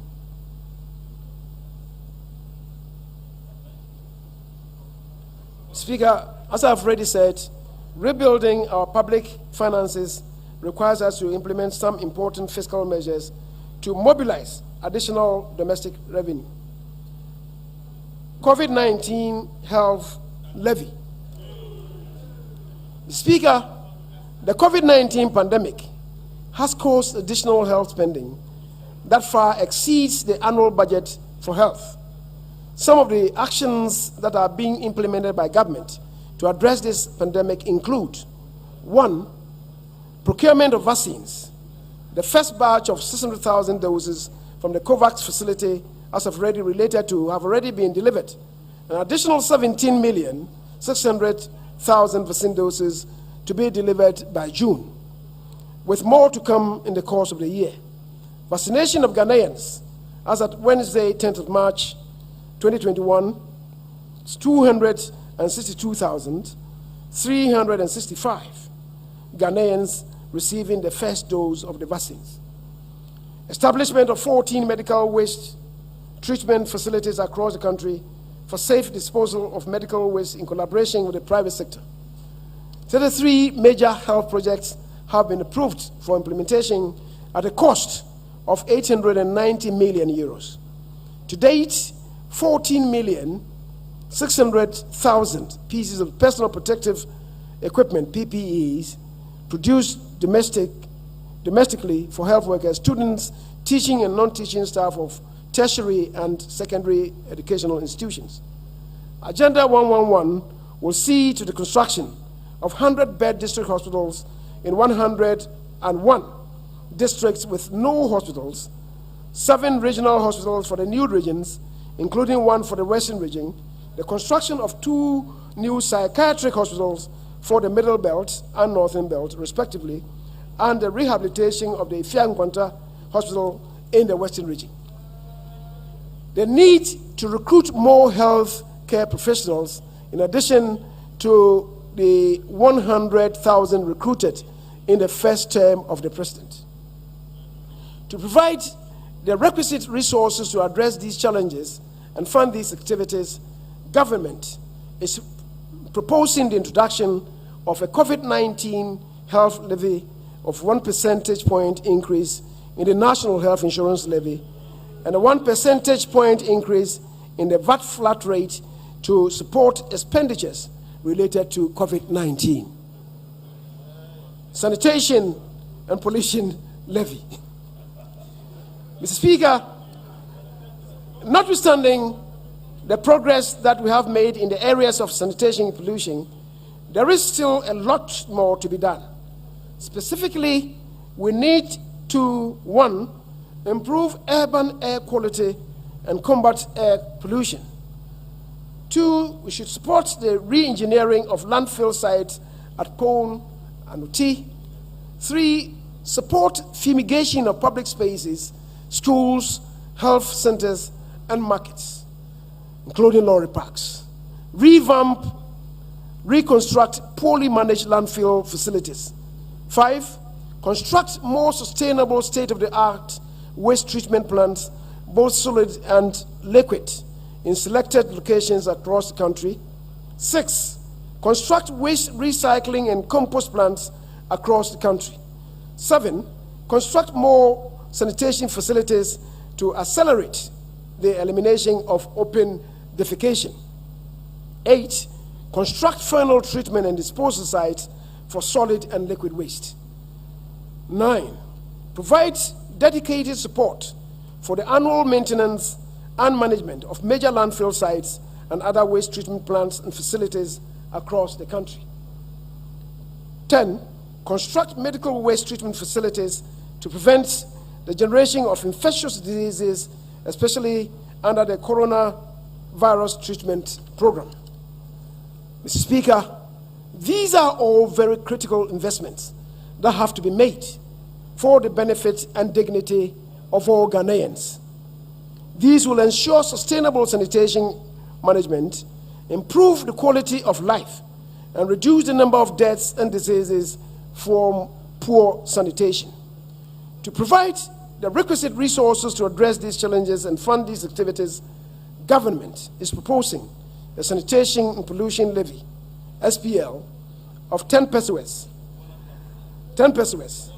on the price per litre of petrol or diesel under the Energy Sector Levies Act, ESLA, Energy Sector Recovery Levy, Delta Fund. Mr. Speaker, it will be recalled, yes, Bola tax, to clean up our environment so that you are not afflicted by diseases. Mr. Speaker, it will be recalled that when crude oil prices increased substantially between 2017 and 2018, government abolished excise taxes and reduced special petroleum tax from 17.5% to 13% to mitigate the impact on domestic petroleum prices. However, due to the difficulties faced by the economy arising from higher excess capacity payments in the energy sector, which have not reflected in energy tariffs.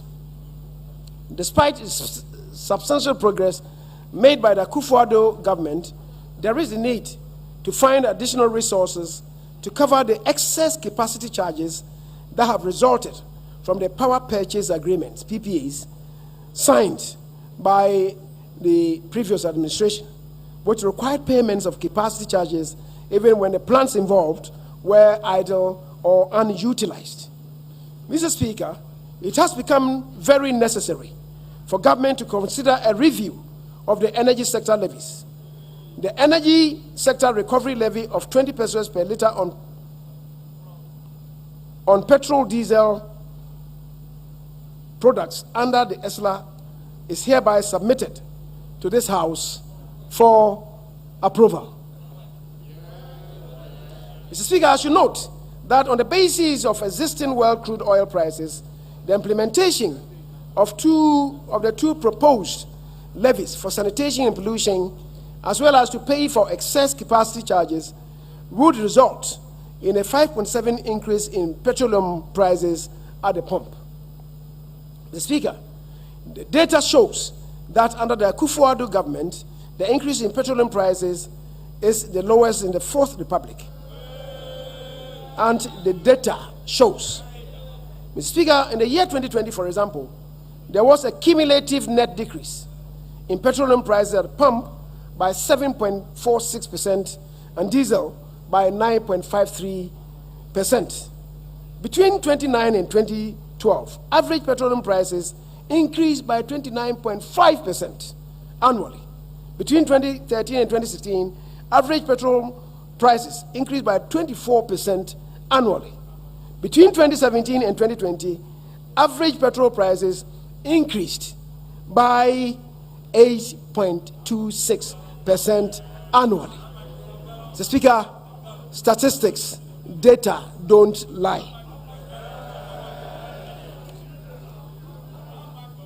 Mr. Speaker, this confirms the fact that there are better managers of the economy recognized by all.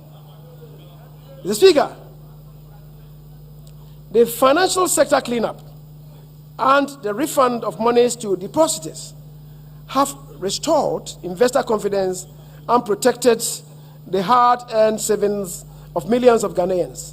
However, this has come at a huge cost of over 21 billion to government and indeed to the state. Mr. Speaker, government will therefore introduce a financial sector cleanup levy of 5% on profit before tax of banks to defray outstanding commitments in the sector. The levy will be reviewed in 2024. Road tolls. Mr. Speaker, to maintain improvement on our roads, and all of us in this house, every now and then demanding of the Minister for Roads improvements in our road network and indeed improvement in our roads. Mr. Speaker, to maintain the improvement on our roads, government will review existing road tolls and align them with current market rates. This will form part of the framework for promoting burden sharing as we seek to transform our roads and infrastructure sector in a post-COVID era. Mr. Speaker, furthermore, in 2021, we will amend the Fees and Charges Miscellaneous Provisions Act 2018 that governs the setting of rates and tolls to accommodate an automatic annual adjustment that will be pegged to previous year's average annual inflation as published by the Ghana Statistical Service.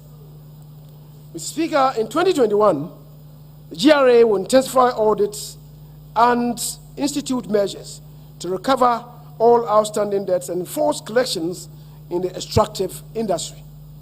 A study of the downstream petroleum sector indicates that there is still the challenge of underreporting and evasion of taxes by some industry players. The GRA, in conjunction with the relevant agencies, will mount a campaign to deal with these unlawful acts. Mr. Speaker, gaming has become a major income earner all across the globe and a significant source of government revenue. The influx of online betting and automation of the once totally manual process has changed the character of revenue sources from that industry. It is estimated that Ghana loses over 300 million Ghana cedis annually in revenue due to leakages in the sector. The Ministry of Finance and the Ministry for the Interior would co-supervise the gaming industry and will soon consult with stakeholders to formulate a comprehensive policy to improve revenue mobilization from the source. COVID-19 support. Mr. Speaker, government in 2020 outlined a number of initiatives to cushion the effect of the pandemic on the populace. Some sectors of the economy and sections of the population, however, continue to suffer the devastating consequences of the pandemic. Government is therefore rolling out these additional reliefs for different sections of the population, especially those hardest hit by the pandemic. 1, tax rebate.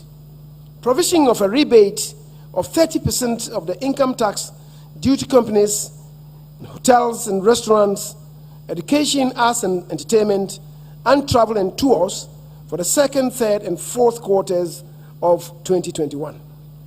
Tax stamps. Suspension of quarterly income tax installment payments for the second, third, and fourth quarters of 2021 for small businesses using the income tax stamp system. Vehicle income tax. Suspension of quarterly installment payments of the vehicle income tax for the third, fourth, and fourth quarters of 2021 for trotros and taxis as part of measures to reduce the cost of transportation. Mr. Speaker, in line with your pause for effect, your system of pause for effect, can I repeat this? Suspension of quarterly installment payments of vehicle income tax for the third and fourth quarters of 2021 for trotros and taxis as part of measures to reduce the cost of transportation.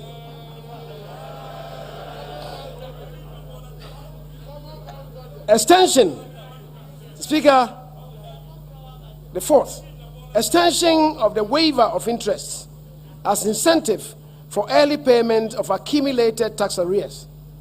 A waiver of penalty and interest on accumulated tax arrears up to December 2020 to reduce cash flow challenges for companies and individuals who arrange terms with GRA to pay up the principal by September 2021.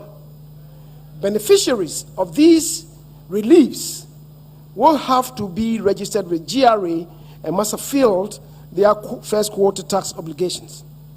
Mr. Speaker, total expenditure, including clearance of arrears, is projected for 2021 at 113.75 billion, equivalent to 26.2% of GDP. This represents a growth of 13% above the outturn of 100.052 billion recorded in 2020. Mr. Speaker, wages and salaries are projected to amount to 25.799 billion and constitute 22.7% of total expenditure, including arrears clearance for 2021. As a percentage of GDP, the wage bill is projected to be 5.9% in 2021 compared to 6.5% recorded in 2020. Use of goods and service is also projected at 5.967 billion or 1.4% of GDP. This represents 5.2% of projected total expenditure, including arrears clearance. Mr. Speaker, interest payments are projected at 35.864 billion, equivalent to 8.3% of GDP in 2021. Of this amount, domestic interest payments will constitute about 79.1%, an amount of 28.368 billion Ghana cedis. Transfers to statutory funds, as well as all other earmark funds, are estimated at 18.081 billion, that is 4.2% of GDP, representing 52.2% growth over the recorded outturn of 2020. Mr. Speaker, capital expenditure is projected at 11.423 billion, that is 2.6% of GDP in 2021, a decline of 5.5% over the 2020 outturn. Of this amount, domestic finance capital expenditure is estimated at 3.31 billion, that is 0.8% of GDP. An amount of 8.112 billion Ghana cedis has been estimated for foreign finance capital expenditure, and this will be funded by a combination of project grants and loans.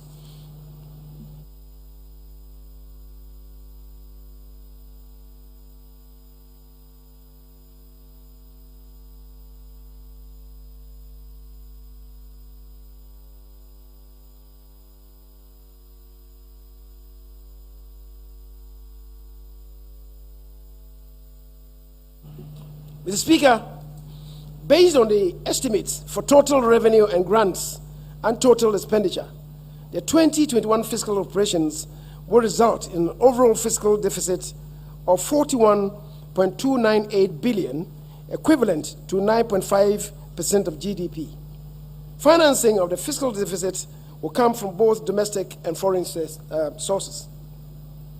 Net domestic financing will amount to 25.424 billion, that is 5.9% of GDP, while net foreign financing will amount to 15.870 billion, amounting to 3.7% of GDP, and will include a planned international capital market program to raise up to $5 billion, of which 1.5 billion will be used to support the implementation of the 2021 budget, and the rest for liability management. Speaker, a corresponding primary deficit equivalent to 1.3% of GDP is also projected for the year. Now, update on key programs. The programs and activities being implemented by the MDAs and the MMDAs are based on Ghana's medium-term National Development Agenda 2018 to 2021. As well as the Ghana Beyond Aid agenda. The programs also aim to attain the objectives and targets arising from our international commitments with regard to the UN Agenda 2030, that's the SDGs, and the African Union Agenda 2063. Mr. Speaker, as I indicated earlier, the health and economic consequences of the COVID-19 pandemic has adversely impacted the delivery of the planned programs and activities of MDAs and MMDAs approved in the 2020 budget. However, it is projected that the rollout of the government's vaccination plan, which started in March this year, will expedite a resumption of full economic activities and facilitate the implementation of the planned programs and activities in the 2021 budget. Speaker, I will therefore highlight the performance of key sectors in 2020, as well as programs and activities planned for the implementation in 2021. Health. Mr. Speaker, in pursuit of government's health infrastructure drive, including Agenda 111, the ministry awarded contracts for the construction of 101 district hospitals, 7 regional hospitals, and 3 psychiatric hospitals. In 2021, the implementation of these projects would continue. In addition, the following health infrastructure projects were completed in 2020. Staff housing for 4 district hospitals at Trifo-Praso, Tepa, Nsoko, and Bekwai district hospitals. District hospitals in Sola, Tolon, Somenya, Buipe, Huita, and the polyclinic in Bamboy. 9 CHIPS compounds at Wiaboman, Greater Accra region, Achirifo, Bono region, Kofi Asua, Bono region, Manti Wareso, Brunhaf region, Amachi Krom Bruno region, Miriam Friwo, Bono region, Samproso, Ashanti region, Koforudia near Offenso, Ashanti region, Akaso, Western region. Mr. Speaker, to expand health workforce, government recruited 58,191 personnel into the various agencies in the health system. Out of this, 50,970 were permanent staff, and the remaining 7,000 were temporary workers in 2020. Mr. Speaker, in 2021, government will continue with the construction of the following health infrastructure projects: the Koforidua Regional Hospital, Shama District Hospital, the La General Hospital, the Tema Regional Hospital, reconstruction of the Central Medical Store, District Hospital in Kranza, Accident and Emergency Center, Domar Hospital. Education. Mr. Speaker, in line with the commitment to ensure adequate logistics for effective administration of schools and educational directorates, government procured and distributed 840 pickup trucks and 350 buses. In addition, 2,000 motorbikes were distributed to circuit supervisors to enhance monitoring in their line of duty. Speaker, in recognition at the basic education program level, in recognition of the important role of infrastructure in the quest to provide basic education for all children, a total number of 195 basic education projects were completed in 2020. In 2021, government will continue with those ongoing infrastructure projects. Mr. Speaker, government in 2020 absorbed the examination registration fees for 403,878 candidates from the public junior high schools across the country. In 2021, the registration fees of 416,066 candidates from public junior high schools will also be absorbed. The Speaker, can I take that again? In 2021, the registration fees for 416,066 candidates from public junior high schools will also be absorbed. The Speaker, the implementation of the free senior high school program has resulted in increased demand for secondary education. The total number of beneficiaries from the 2019-2020 academic year was 1,200,580 students. A total of 539 projects out of the 1,119 senior high school infrastructural projects have been completed to accommodate the increased enrollment of free senior high school students. In addition, government completed 28 community day senior high school e-blocks under the Secondary Education Improvement Program.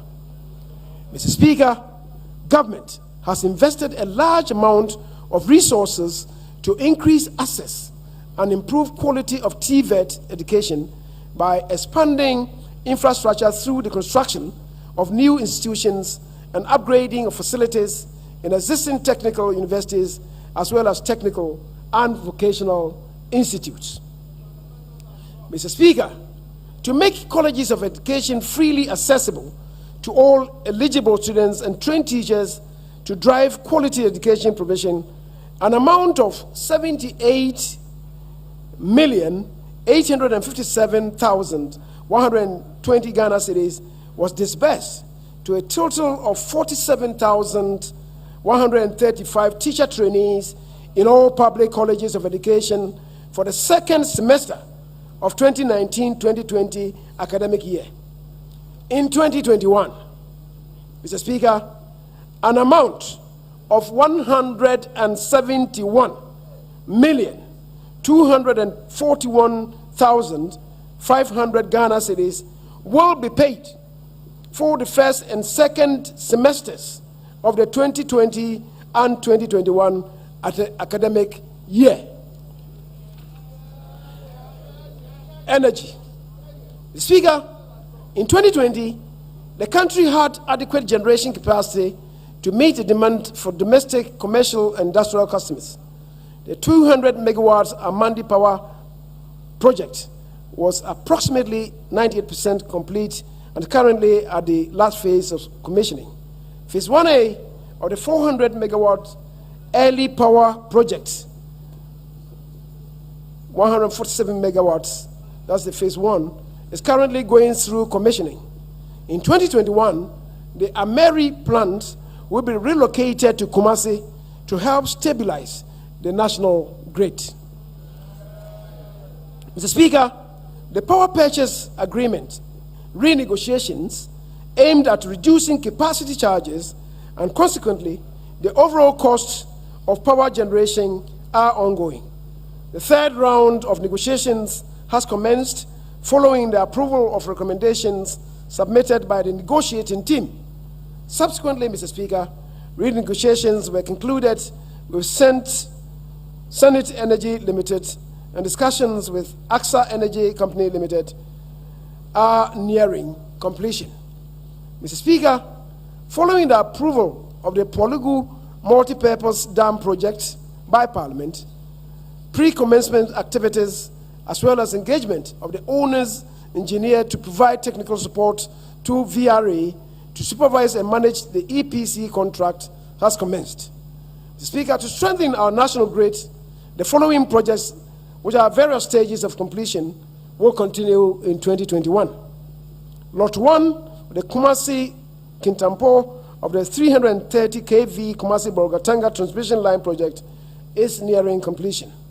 The 161 kV Volta Achimota Malam transmission line upgrade project has an overall works completion rate of 53% for the Volta Achimota section and 31% completion rate for the Achimota Malam transmission line. Remedial works on the Abuazi Prestia 330 kV transmission line is 90% complete, and construction works of the A4BSB Pokwasi bulk supply point is 92% complete.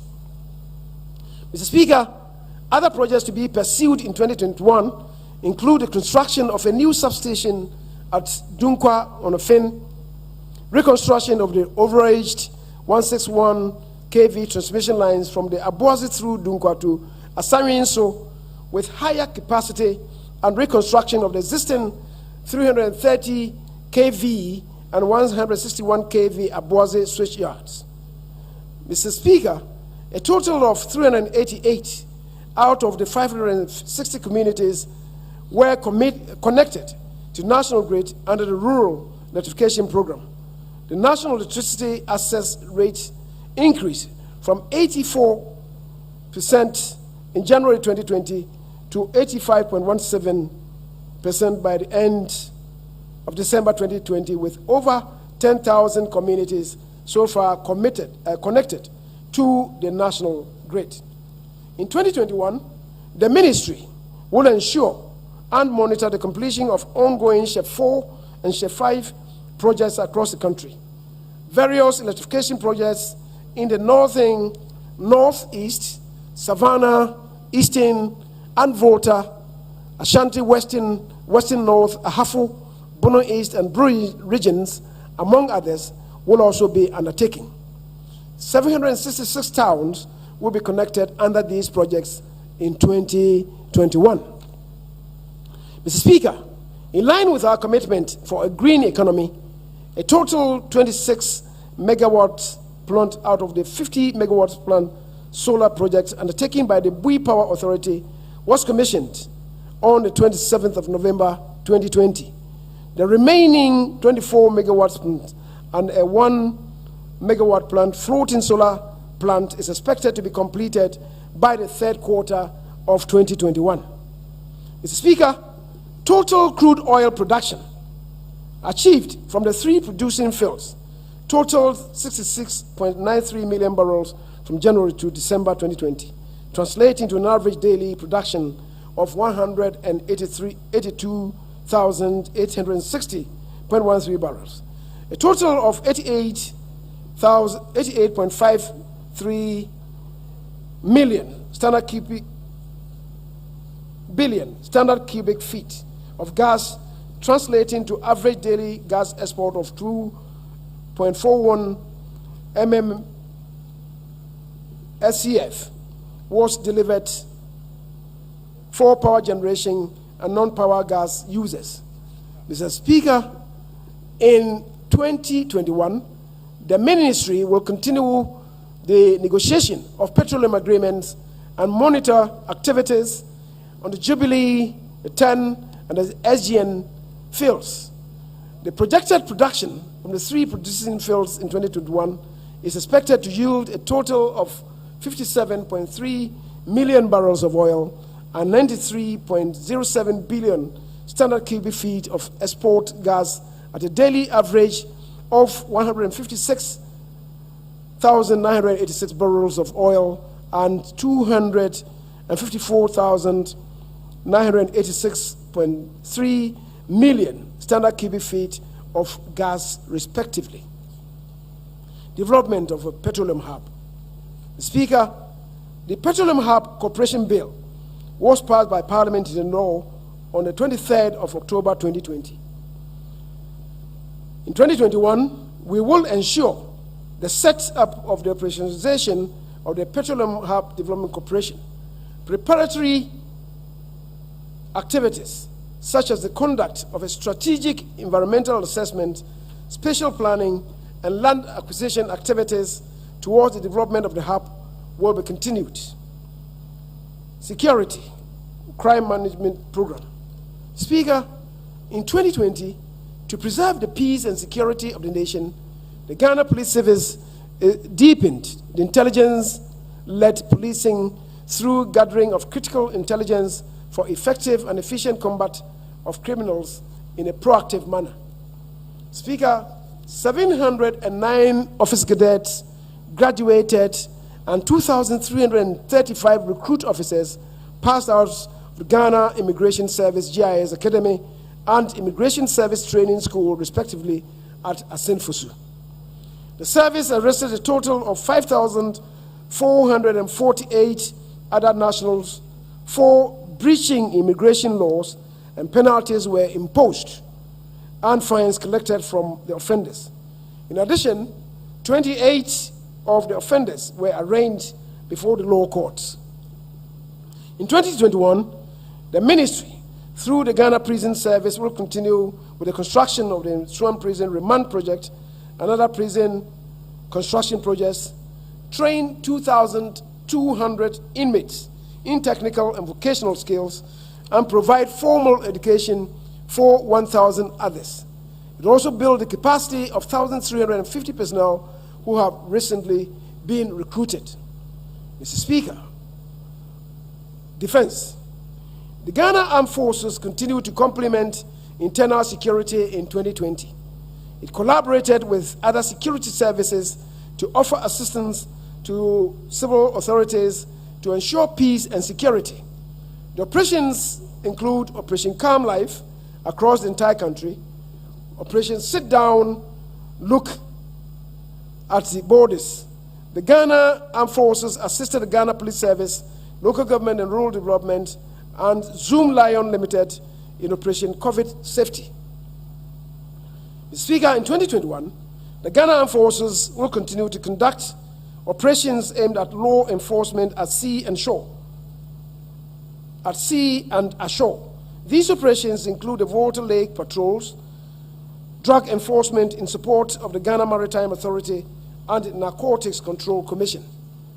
The construction of a forward operating base at Ezinlobo, Western Region, as part of the government's national strategic plan to protect the country's oil, gas, and other natural resources is 10% complete. Government also gave approval for the establishment of 12 additional forward operation bases and 3 logistics centers along the northern borders of the country to prevent cross-border crimes and terrorist infiltrations. Infrastructure works on the 500-bed military hospital at Afari in Kumasi is 85% complete as of December 2020. Overall completion, factoring the installation of medical equipment, is at 58%. The ministry in 2021 will ensure completion and use of the facility. National security. Speaker, the National Intelligence Bureau, NIB, the National Signals Bureau, NSB, countered the terrorism-associated e-crimes, violent and organized crimes, and other national security threats.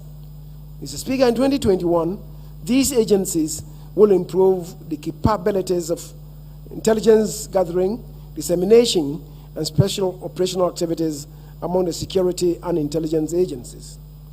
Road and bridge construction.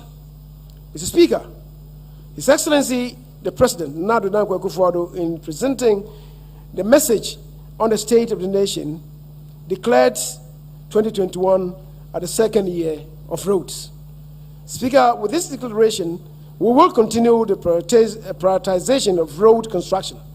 Government will continue to pursue the following ongoing projects that are at various stages of completion under the Sino-Hydro Master Facility. Speaker, the Accra Inner City roads,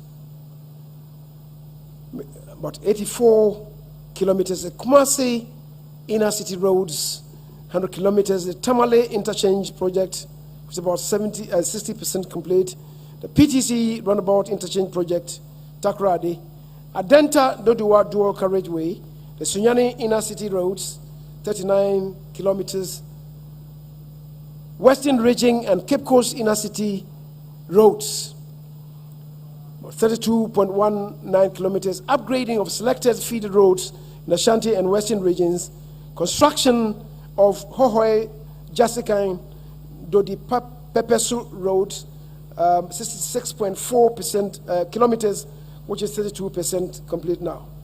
Mr. Speaker, government will also continue with some ongoing projects which have seen significant progress as follows. The Nsawam Apedwa Road, the northbound Kwafu Krom Apedwa Road, 33 kilometers, which is about 39% complete. Apedwa Bunsu Road, 23 kilometers. The Bogatanga Boku Pomakum, 116 kilometers, which is 31% complete. The Nkwanta Oti Damanko Road, 50 kilometers, which is 54% complete.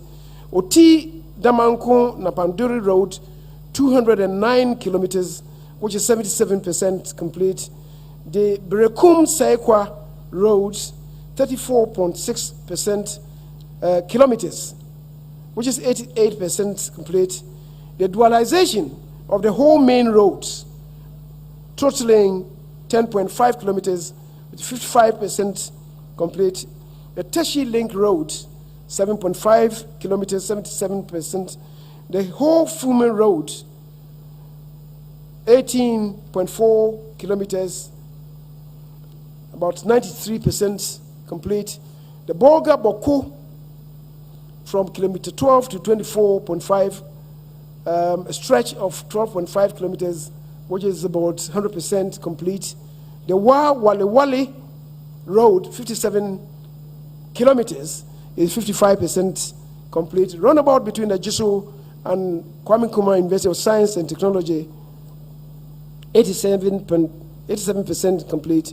And the rehabilitation of the new Abrem of Fuasi Kuma Road, 38 kilometers, which is 15% complete. Mr. Speaker, in 2021, works are also expected to commence on the following major pipeline projects. Construction of the Dufo Adidome Asikuma Junction Road, 63.1 kilometers. That is construction of Dufo Adidome Asikuma, 63.1 kilometers. And the Asuchari, the Junction 39 Road, and Asuchari Aveyemi, the interchanges there would also be constructed. The interchanges at Dufo, Adidome, and Asikuma Junction will also, Mr. Speaker, will be done. Construction of bridge over the Volta River at Volivo. Construction of the Swami interchange will be done.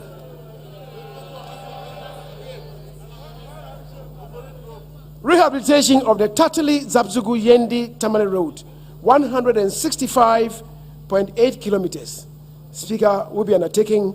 Rehabilitation of the Zabzugu Nakwali Bimbila Road, 73.6 kilometers will be done. The rehabilitation of the Dome Kitasi Road, 19.5 kilometers. Design and construction of the Buipe, Yape, and Daboya bridges. The 3 bridges will be constructed. Construction of the Tema Aflao Phase 1 road, 17 kilometers to be done. Construction of the Tema Akosombo road, 64.7 kilometers. Speaker, will be done. Rehabilitation of the Asin Praso, Asin Fosu road, Phase 2, which is 60 kilometers. Construction of the Tema motorway, roundabout Phase 2. Supply of installation of bridges component for 50 steel bridges. Rehabilitation of the Kumasi inner city, already mentioned, 100 kilometers. Asphaltic overlay of selected streets in Accra and Tema, 100 kilometers. Rehabilitation and upgrading of selected streets in Tamale and Yendi, Nalerigu, Walewali, Gambaga, and Damongo. About 100 kilometers of these will be done. Mr. Speaker, works progressed steadily on the Pokuasi and Obichabi Lamte circle interchanges under the Accra Urban Transport Project. Work is expected to be completed on these projects by the end of 2021. Works are ongoing on the construction of 7 bridges in the northern region. These are located in Kulun, Garu, Ambalara, Kulungugu, Doninga, and Sicily. Overall, fiscal progress stands at 97%. Once and all these bridges are substantially complete. Mr. Speaker, overall progress of 5 Belgian bridges and 13 Spanish bridges are 70% and 100% respectively complete, as well as repair works carried out on the following: the Kaneshi Bridge, West End, Ashaiman Tunnel, Bottom Slab, the Malam Interchange, and the Afienya Bridge. The Ministry's Public-Private Partnership Program for the financing, construction, and management of rural infrastructure is progressing steadily. 4 projects are at different stages of preparation. They include the Accra Tema Motorway PPP project, the 31.7 kilometer stretch, the Accra Cape Coast Takoradi PPP project, which involves 208 kilometers, the Accra Kumasi Expressway project, 245 kilometers, the development of the Tema arterial roads, also to come under PPP, would also be done. Mr. Speaker, food and agriculture. The ministry continued with the implementation of its successful Planting for Food and Jobs program.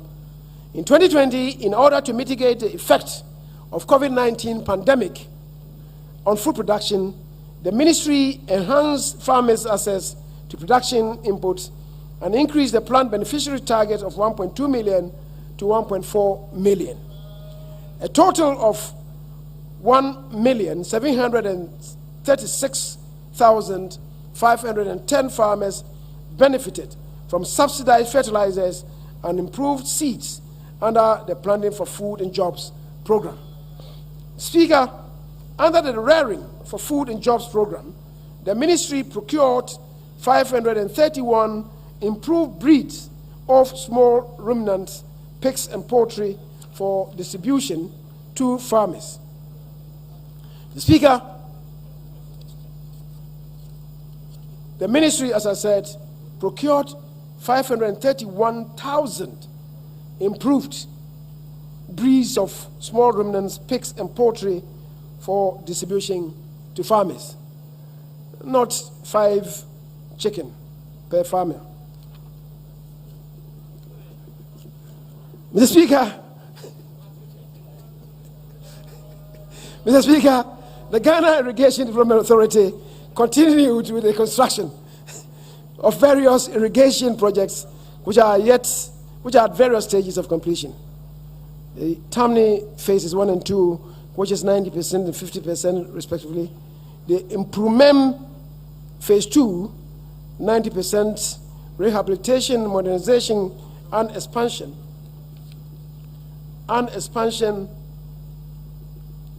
of existing schemes at Tono,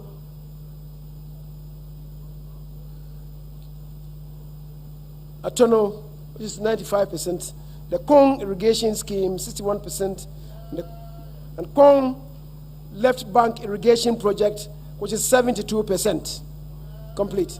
In 2021, the ministry will complete the construction of the Tamni phases 1 and 2, the Improvement phase 2, and resettle displaced persons in the reservoir area. Mr. Speaker, as part of the efforts to reduce the fall army worm infestation to the barest minimum, 89,060 liters and 11,630 kilograms strategic stocks of insecticides were procured and sprayed on all affected land areas. A total of 261,147 hectares was sprayed, and the loss of about 652,867 metric tons of maize, valued at 783,440,400 Ghana cedis, was prevented by the spraying that was done on the fall army areas. Mr. Speaker, in 2021, the ministry will procure 97,000 liters and 14,000 kilograms of insecticide for control of the fall army worm. Cocoa production, cocoa sector, cocoa production and pricing. Speaker, the producer price of cocoa for 2020 and 2021 crop year was increased by 28% from 8,240 per ton, Ghana cedi per ton, to 10,560 Ghana cedis per ton. Cocoa Board's crop review for 2020 and 2021 year projected a production figure of 896,000 metric tons. By the end of February 2021, cocoa taking over stood at 771,461 metric tons, which puts the country on course to achieve its target. Mr. Speaker, gender, children, and social protection. The Ghana School Feeding Program provided one hot, nutritious meal per school day for children in basic schools. A total of 2,980,000 pupils in 8,683 basic schools benefited from the program in 2020. This will continue in 2021. Mr. Speaker, the LEAP program made payments to 335,013 households, benefiting 1,451,747 individuals nationwide in 2020, demonstrating government's care for its citizens. In 2020, the ministry will validate data to scale up the beneficiary households from 335,013 to 350,000 households. Judicial Service. The Speaker, in 2020, the following courts: Garu District Court, Bongo District Court, Soutuam District Court, Mansour Dubia District Court, and Masaman High Court were commissioned and automated with direct transmission systems, which allows for real-time production of court proceedings during court sittings. Mr. Speaker, government will commence the construction of a multi-purpose judicial training institute in Accra in 2021. Additionally, the Mankasim Court Complex in the Infantsiman municipality, as well as the High Court Odumasi Krobo in the Lower Manya Krobo municipality, will be opened in 2021. Parliamentary business. Mr. Speaker, in 2020, 49 out of the 60 bills presented were passed into law. During the same period, 36 instruments laid before the House entered into force. The House also admitted 40 statements, while 42 parliamentary questions were asked and responded to by ministers. The Speaker, Parliament will continue to discharge its constitutional obligations through the performance of its representation, legislative, financial oversight, and deliberative functions. These functions, among others, entail considering various bills and legislative instruments, ratifying loans, and other international agreements presented to the House. In 2021, to enhance the efficiency of Parliament in discharging its constitutional oversight obligations on a transformative agenda of government, a number of initiatives will be continued. These include the e-Parliament project, the Table Office Management Information Systems, Geographic Information Systems, and the Budget and Fiscal Analysis Office. Mr. Speaker, it is expected that enough provision would also be made for the recruitment of research assistants for the 275 members of Parliament. Mr. Speaker, transport. Government continued its program of modernization of the country's seaports to position them as a leading container hub within the West African sub-region. At the Tema port, 3 berths of the dedicated container terminal, MP's Terminal 3, were completed and are in operation. The remaining berth has progressed ahead of schedule and is expected to be completed in 2021. At the Takoradi port, the development of a container and multi-purpose terminal by Ibistec Limited, a wholly owned Ghanaian company, is progressing steadily. The marine and dredging works have been completed, and construction of a 600-meter quay wall will be completed in 2021. Mr. Speaker, a 30-year concession agreement was executed between Ghana Shipping Authority and Ashanti Port Services Limited to develop an integrated logistics terminal at Buankra. This will decongest the Tema port and facilitate transit trade, especially to landlocked countries of Burkina Faso, Mali, and Niger in the context of the Africa Continental Free Trade Area. Mr. Speaker,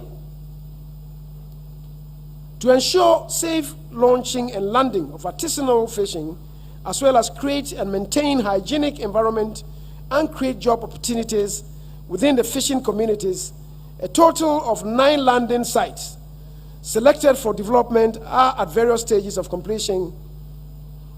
They are Azim, Discov, Marie, Mumford, Winneba. Azim is 59% complete, Discov 58% complete, Marie 48% complete, Mumford, otherwise referred to as Joma, 46% complete, Winneba 29%, and Senya Breku 91%, Gomwafete 82%. Aviation Development Program. Mr. Speaker, government over the years has embarked on massive infrastructural developments to facelift existing airports to meet international standards. Key amongst these are: 1, expansion of both Kumasi and Tamale airports. In 2021, both projects are expected to be completed and open to general public. Rehabilitation works on the Sunyani Airport Phase 1 is about 93% complete and is expected to be completed in 2021 for the airport to resume operations. Mr. Speaker, as part of government policy to ensure that all regional capitals have at least one aerodrome to improve connectivity and boost tourism, feasibility studies for the development of an airport in Cape Coast has commenced. Other sites identified for construction of aerodromes include Apoa in Poho, Yendi, Moli, Navrongo, Paga, Ketikrachi through public-private partnerships. Communications and digitalization. Mr. Speaker, funding has been secured for the development of 2,000 and 16 solar-powered cell sites to cover at least 25% of the population which is unserved.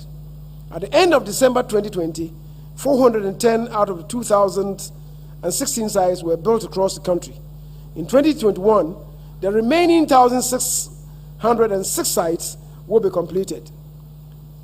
In line with government's digitalization agenda and commitment to expenditure controls, the National E-Procurement System was deployed in 2020 for the following 5 pilot entities: Department of Feeder Roads, Ghana Cocoa Board, Ghana Health Service, Koforidua Technical University, and the Tema Metropolitan Assembly.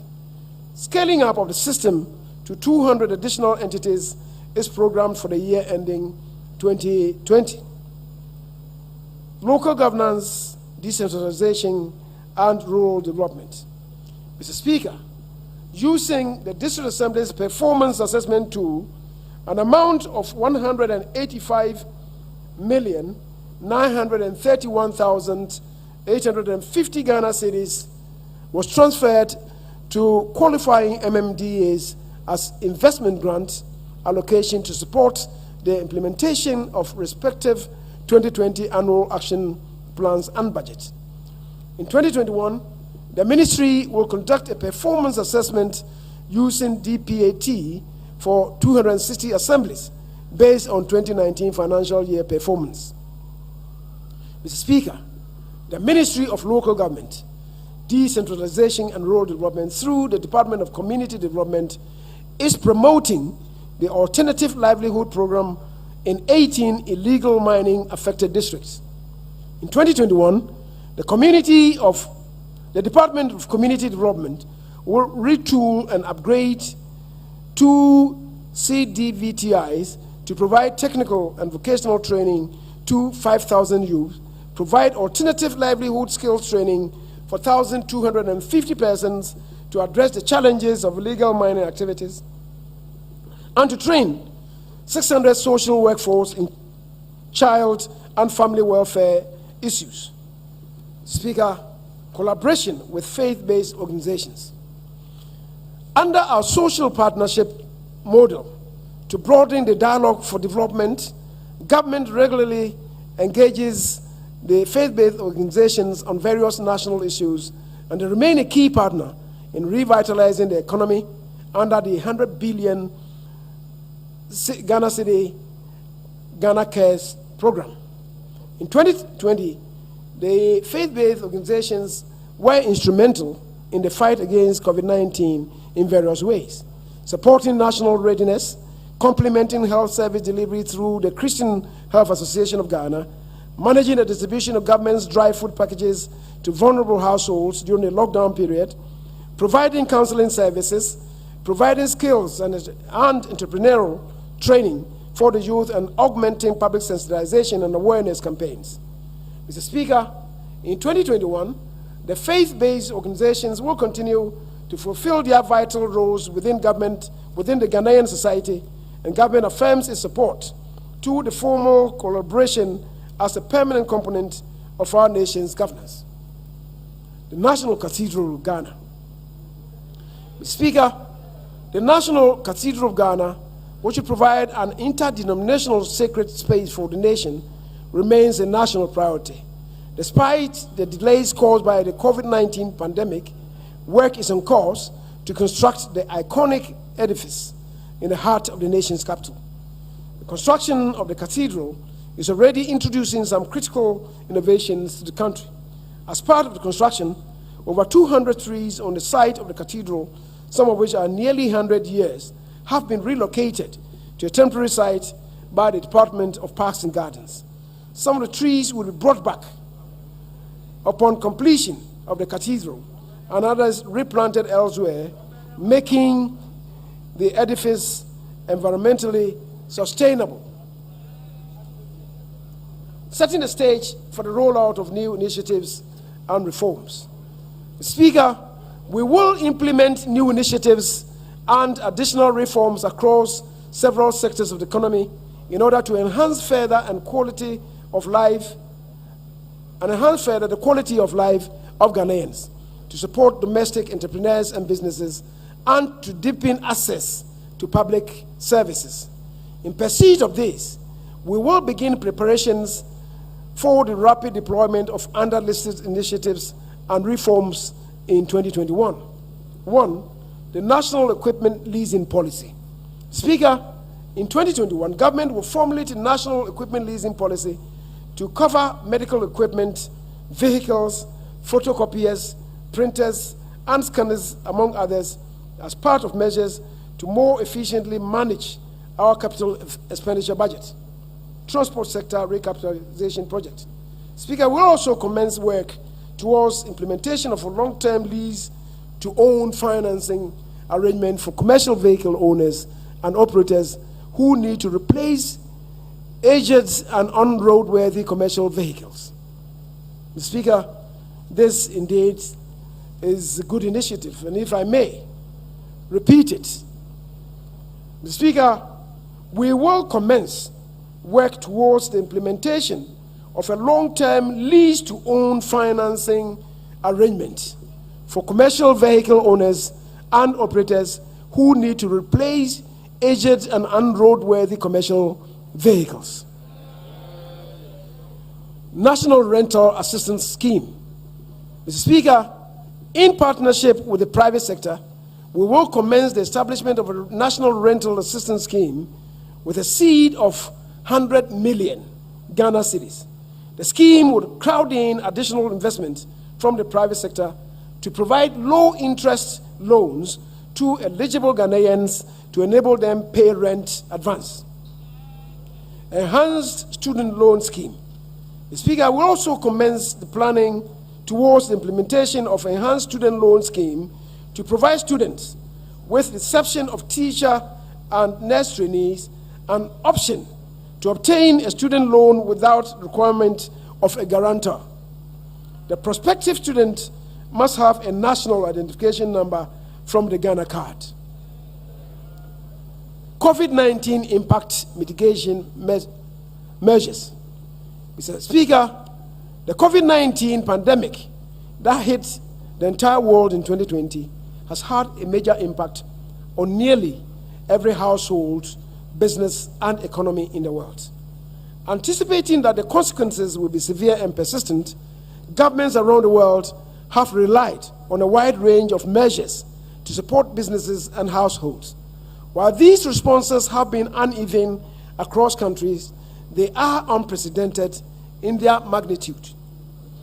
Mr. Speaker, in 2020 mid-year review and the supplementary estimate, we presented the immediate impact of the pandemic on our economy and outlined robust responses to mitigate them. After a full year, we have a good sense of how devastating the impact has been on our economy. Socio-economic impact on Ghana. Mr. Speaker, the direct health impact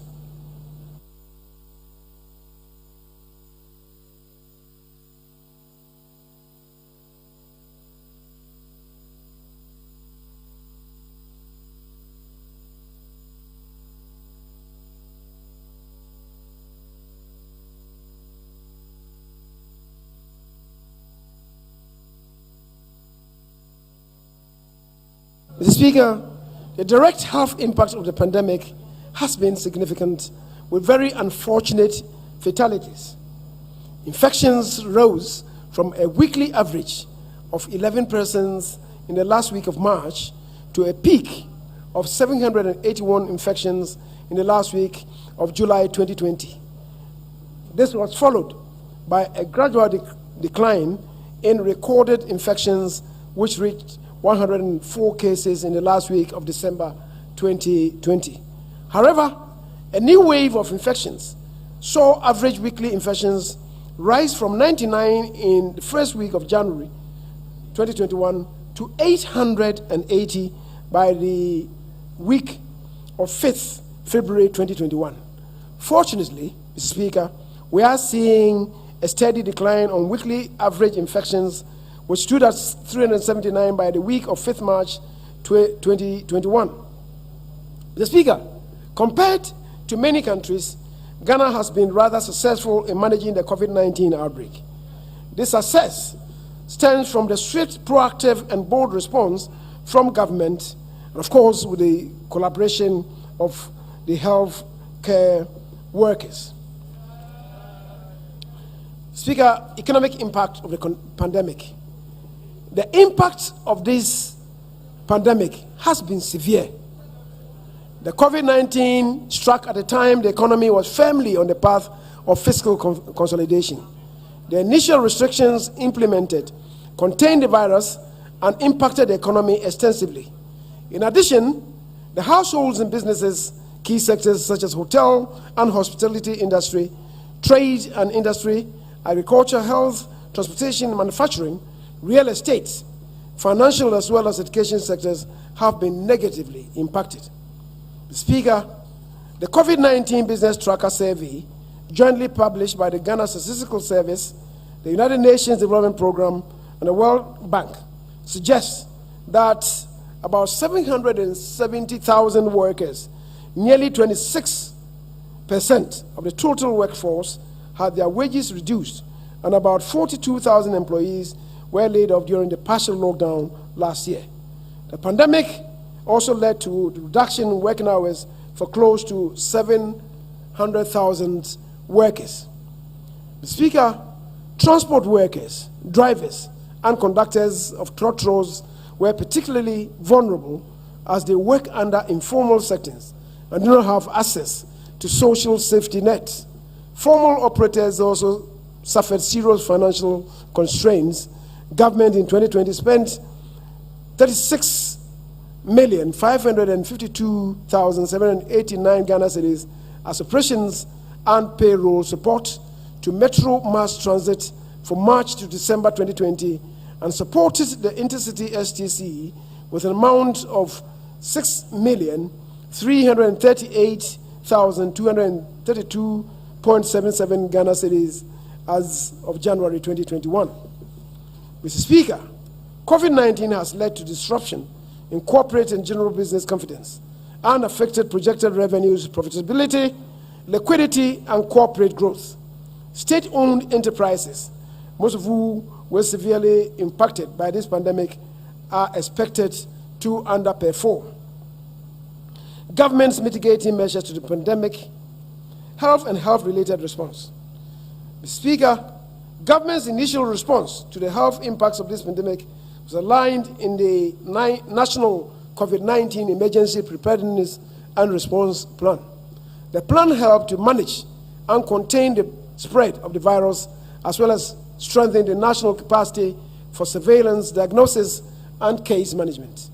Inspired by the significant successes from the implementation of the EPRP and considering the lasting impact of the pandemic within the medium term, government has prepared and rolled out a more holistic plan dubbed the National Strategic COVID-19 Response Plan, July 2020 to December 2024, NSCRP. Mr. Speaker, the NSCRP focuses on better case containment and management. It prioritizes timely releases of test results, sustains funding of isolation and quarantine facilities. This plan has helped to improve coordination among actors, enhance motivation of health personnel, and ensured continued provision of equipment and logistics, including PPEs. Economic and social measures. Speaker, government implemented the coronavirus alleviation program to address the socio-economic impact of this pandemic on households and businesses.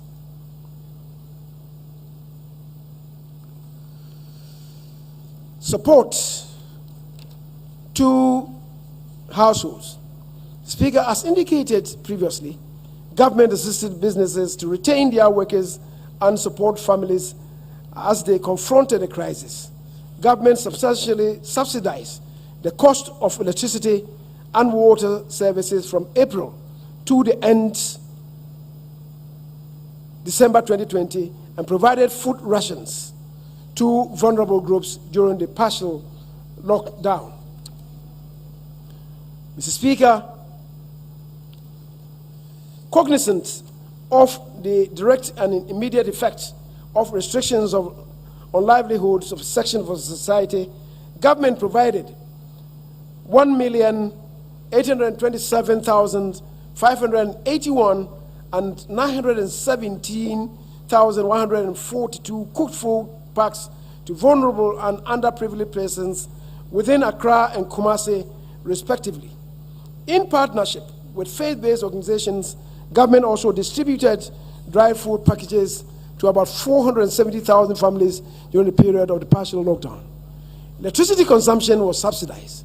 Government fully covered the consumption of over 1 million lifeline customers and subsidized 50% of the consumption of all other customers for the period. Speaker, through the initiative, 10 million fellow Ghanaians benefited from free water supplied by Ghana Water Company Limited between April to December 2020. The average monthly water supply of 9.24 million cubic meters increased by 43.21% to reach 13.23 million cubic meters. Furthermore, a total of 474 small towns and 1,143 rural communities benefited from the free water provided by the Community Water and Sanitation Agency. Mr. Speaker, I'm happy to announce that His Excellency the President has approved the continuation of the provision of free water to up to 5 cubic meters, that is 1,100 gallons per month, to vulnerable groups.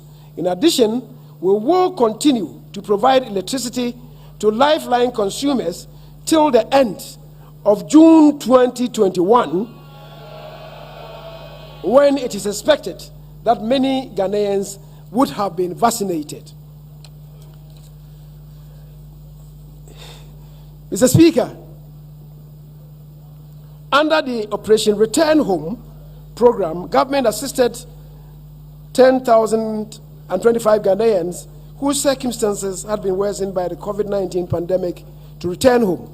In doing so, we protected the lives and welfare of Ghanaian nationals abroad and promoted positive perception of the state of Ghana during those difficult times. Support to enterprises. Mr. Speaker, the launch and operationalization of the 750 million Ghana Cedi Coronavirus Alleviation Program Business Support Scheme, CAP-BAS, has mitigated the impact of the pandemic on several micro, small, and medium-sized enterprises. Government, through the National Board for Small-Scale Industries, collaborated with over 80 business associations and key participating financial institutions to facilitate timely disbursement of the funds. As of December 2020, about 412.88 million Ghana cedis had been disbursed to support 277,511 businesses, of which 69% were female-owned. The scheme has saved over 650,000 MSME jobs. Mr. Speaker, as an offshoot, the CAP-BAS has created pathways to formalizing the large informal sector, given that over 800,000 tax identification numbers were generated and over 10,000 businesses registrations activated.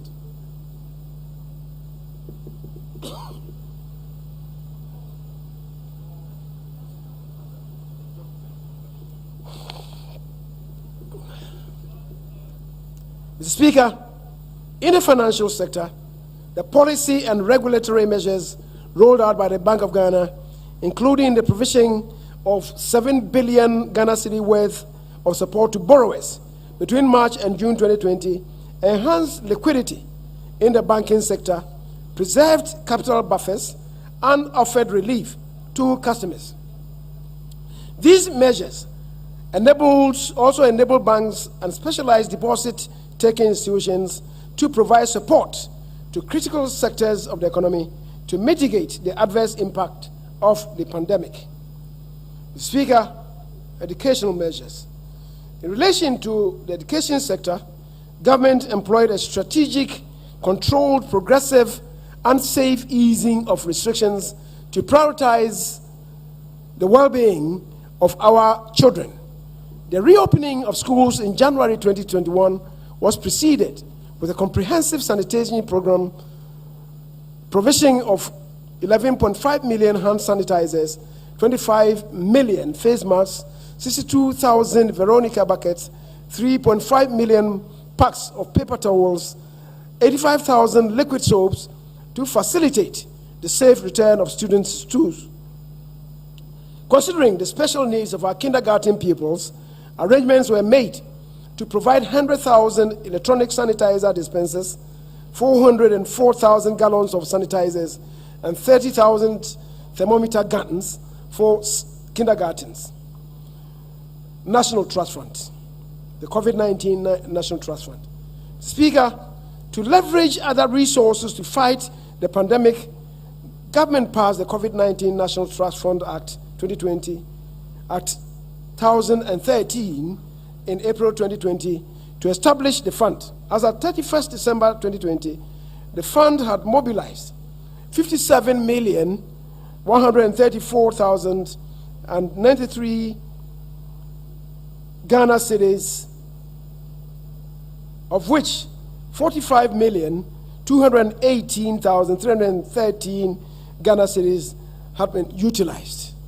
These resources complemented government's effort in providing PPEs and medical supplies to COVID-19 selected institutions, distribution of food items to the aged, the vulnerable, and needy persons, providing vehicles to selected treatment centers, the National Public Health and Reference Laboratories, testing centers, and COVID-19 Central Care Management Team. It also supported the construction of the National Infectious Disease Center. COVID-19 Private Sector Fund. The Speaker, being together in this adversity, the private sector in Ghana swiftly organized and complemented government's efforts towards fighting the pandemic. As of December 2020, the fund had mobilized 44,339,138.98 Ghana cedis, out of which 40,203,404.70 Ghana cedis was invested in various activities, including the construction of a 100-bed National Infectious Disease Center in Accra. Ghana Cares Obatampa Program. Mr. Speaker, government strategy to build back stronger is contained in the Ghana COVID-19 Alleviation and Revitalization of Enterprises Support Ghana Cares Obatampa Program, which was launched on the 18th of November 2020. The 100 billion program, which Ghana City program, which is by far the boldest and biggest economic recovery program in the country's history, enables us to address the challenges and also seize the opportunities created by the COVID-19 for socio-economic transformation. The Obatampa program will, over the next 3 years, transform, revitalize, and modernize our economy and return it to the high standard, high and sustained growth. The key projects under the CARES program include supporting attracting educated youth into commercial farming, B, building the country's light manufacturing sector, targeting agro-processing and food imports substitution, pharmaceuticals and textile and garment subsectors, C, developing engineering, machine tools, and ICT digital economy industries, D, fast-tracking digitalization, E, developing Ghana's housing and construction industry to support local construction companies to participate in the hospital construction program under the Agenda 111 Plus scheme. establishing Ghana as a regional hub; G, reviewing and optimizing the implementation of government flagship and key programs; and H, creating jobs for young people and expanding opportunities for the vulnerable in society, including persons with disabilities. Mr. Speaker, this year, government will embark on dedicated actions to operationalize the program by establishing delivery units in relevant MDAs with clear milestones. We will partner the private sector, academia, and other practitioners to facilitate and monitor implementation of the program. Mr. Speaker, our quest to transform and ensure higher manufacturing output under CARES will be complemented by sustained efforts on technical and vocational skills, mostly in targeted sectors, while enhancing collaboration between industry and managers of technical education. Speaker, as I indicated, the skills development partnership with faith-based organizations will catalyze and drive the drive towards this objective. The Speaker,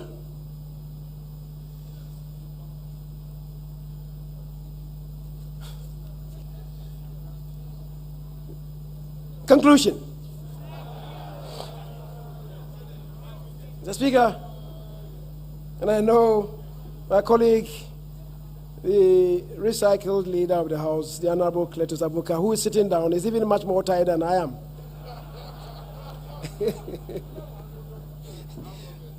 Mr. Speaker, this 2021 budget is indeed a landmark budget.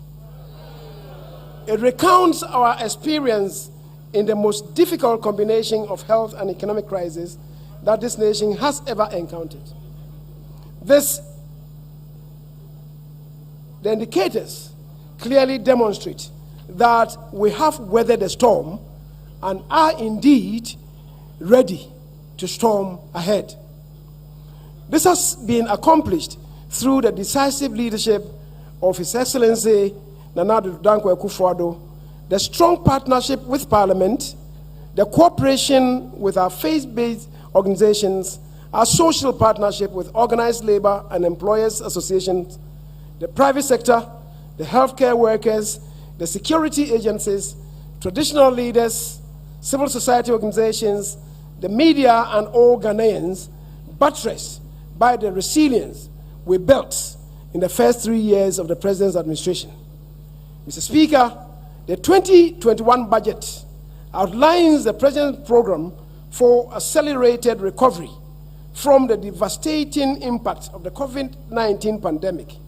It explains our plans to emerge stronger by pressing on with economic transformation, strengthening our social compact, and building a sustainable future to create prosperity and equal opportunity for all. As a government, we have amply demonstrated our ability, resolve, and determination to change the trajectory of our economy. While COVID-19 has been a major disruptive force, it has reinforced our conviction to transform our society and to do so with greater urgency. Mr. Speaker, my Sunday school teacher has taught me in Isaiah chapter 9, verse 10. And I quote, "The bricks are falling down, but we will rebuild with hewn stones. The sycamores are cut down, but we will change them into cedars," unquote. Isaiah chapter 9, verse 10. Mr. Speaker, I want to assure this august House and the people of Ghana that in 2021, we will return to a path of fiscal consolidation and sustained growth. We will continue to implement people-centered policies. In 2021, we will continue to consolidate our major flagships to improve welfare. We will change the culture of uncompleted projects and, as far as practicable, finish what has been started. We will continue to invest in the real sector to drive growth. We will accelerate the industrialization and transformation of our economy and move away from the Gadgetsburg economy. We will prioritize support to private sector and entrepreneurship to create jobs and improve incomes. We will make Ghana a hub for commerce, financial services, and manufacturing to take full advantage of the Africa Continental Free Trade Area, the world's largest free trade area. We will continue to invest in science, technology, engineering, and mathematics to support every aspect of our economy. We will continue the digitalization agenda to improve public service delivery and enhance revenue mobilization. We will prioritize the security and safety of our people. We will secure higher returns on our mineral resources by using innovative structures. We will aggressively and efficiently implement the Ghana Cares through well-structured delivery units. And we will seek to improve the health and well-being of our people and pursue a happier and wiser society as envisioned by our Ghana Beyond Aid agenda. Mr. Speaker, all these can be accomplished if we stay focused, believe more in ourselves, work together with a common purpose. As I indicated earlier, implementing the vision we have set requires that we mobilize every resource, use them efficiently, and also work harder to increase productivity. We must accept that our country's ability to improve the standard of living of our citizens over time depends more on increasing productivity. Mr. Speaker, with this budget, we are on the path of revitalizing the economy, resuming the transformation drive that was disrupted by COVID-19. We expect to accomplish this with the help of the Almighty God and the visionary and competent leadership of our President, support from the Parliament of Ghana, and the help of every Ghanaian. Mr. Speaker, to our fellow Ghanaians, we urge you to take courage, persevere, and keep faith with us. COVID-19 has been an adversity that makes us pause, think carefully, find answers, build and sustain relationship. We are still strong in this adversity. The strength of Ghana lies in the power of our people to persevere. The audacity of our faith in Ghana requires us to continue to share in the burden of developing our nation. Mr. Speaker, before I resume my seat, allow me to express the gratitude of His Excellency the President for the enormous support this august House has extended to him since taking office in 2017. The current composition of this House reflects the expectations of Ghanaians for both sides of the House to work together. The realization of Ghana Beyond Aid will be attained by the debate. It will be attained by the debate of ideas and consensus building. It is my belief that the consideration of the 2021 budget will reflect this guiding principle. Mr. Speaker, in 2021, we will consolidate our gains, complete ongoing projects, and continue our flagship programs. Mr. Speaker, this government believes that the Ghanaian state is a daring state, a resilient nation. The recent victory by the national under-20 football team, the Black Satellites, on Independence Day reminds us that when we are united in purpose and work together as a team, we can do extraordinary things. Whilst we debate and may disagree on issues, we should always be united on the broad goal of advancing the welfare and progress of our people beyond partisan politics in principle. Mr. Speaker, there is more to us than we have so far realized. As the Lord said in Genesis 11, chapter 11, verse 5, and I quote, "If as one people speaking the same language, they have begun to do this, then nothing they plan to do will be impossible for them." Unquote. Mr. Speaker, by this unity of purpose, we will stand as one people, speaking one language of progress to unleash the energies of our people for social mobility and shared prosperity as we take great strides to move our nation forward. Mr. Speaker,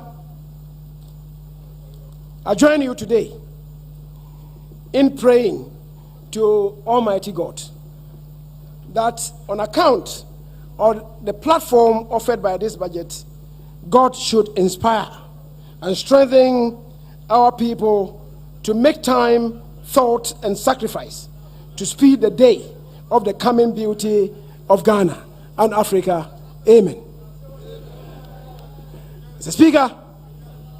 Speaker, I present to you on this momentous occasion the 1 year Wahia budget. I'll present to you the 1 year Wahia budget. Mr. Speaker, I beg to move.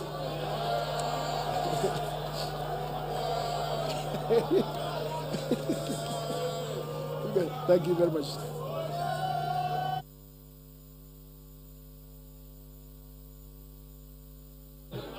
Oh, yeah. Honorable members, be seated, be seated. The Minister of State responsible for the Ministry of Finance started his delivery at 12:29 and ended at 15:33. 3 hours, 4 minutes.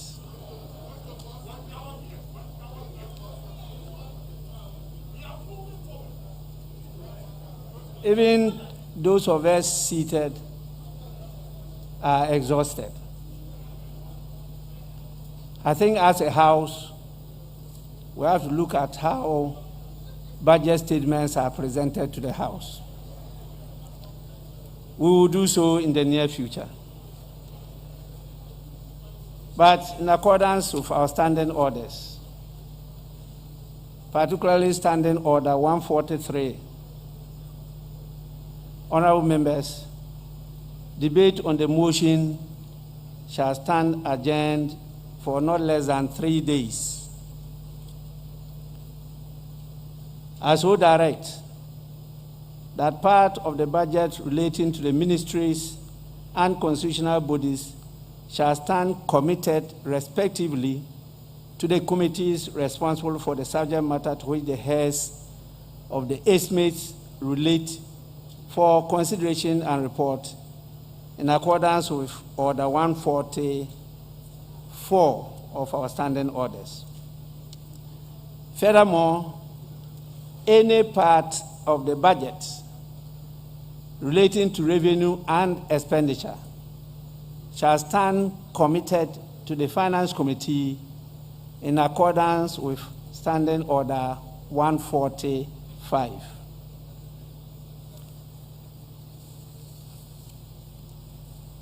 Honorable members, before I proceed, it's important I acknowledge the presence of some more dignitaries in our midst.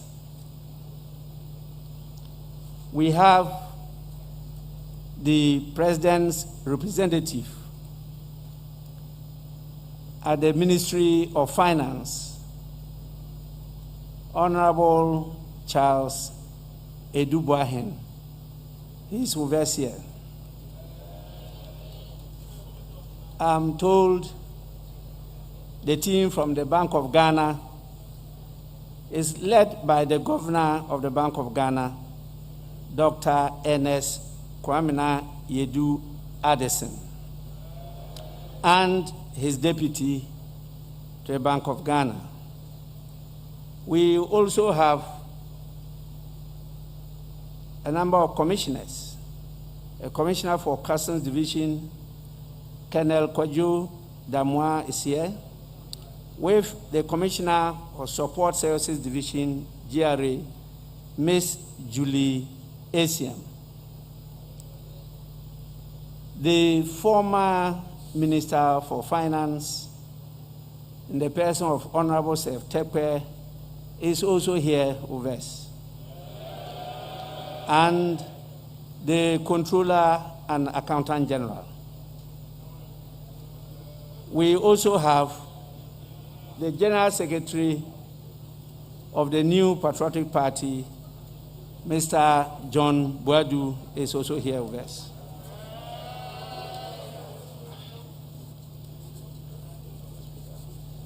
With this, we now move to item 6. This one, and then also this one, and 2 papers to be laid. Since the minister responsible for finance is still with us, in spite of the fact that he might be tired, the job is not yet completed.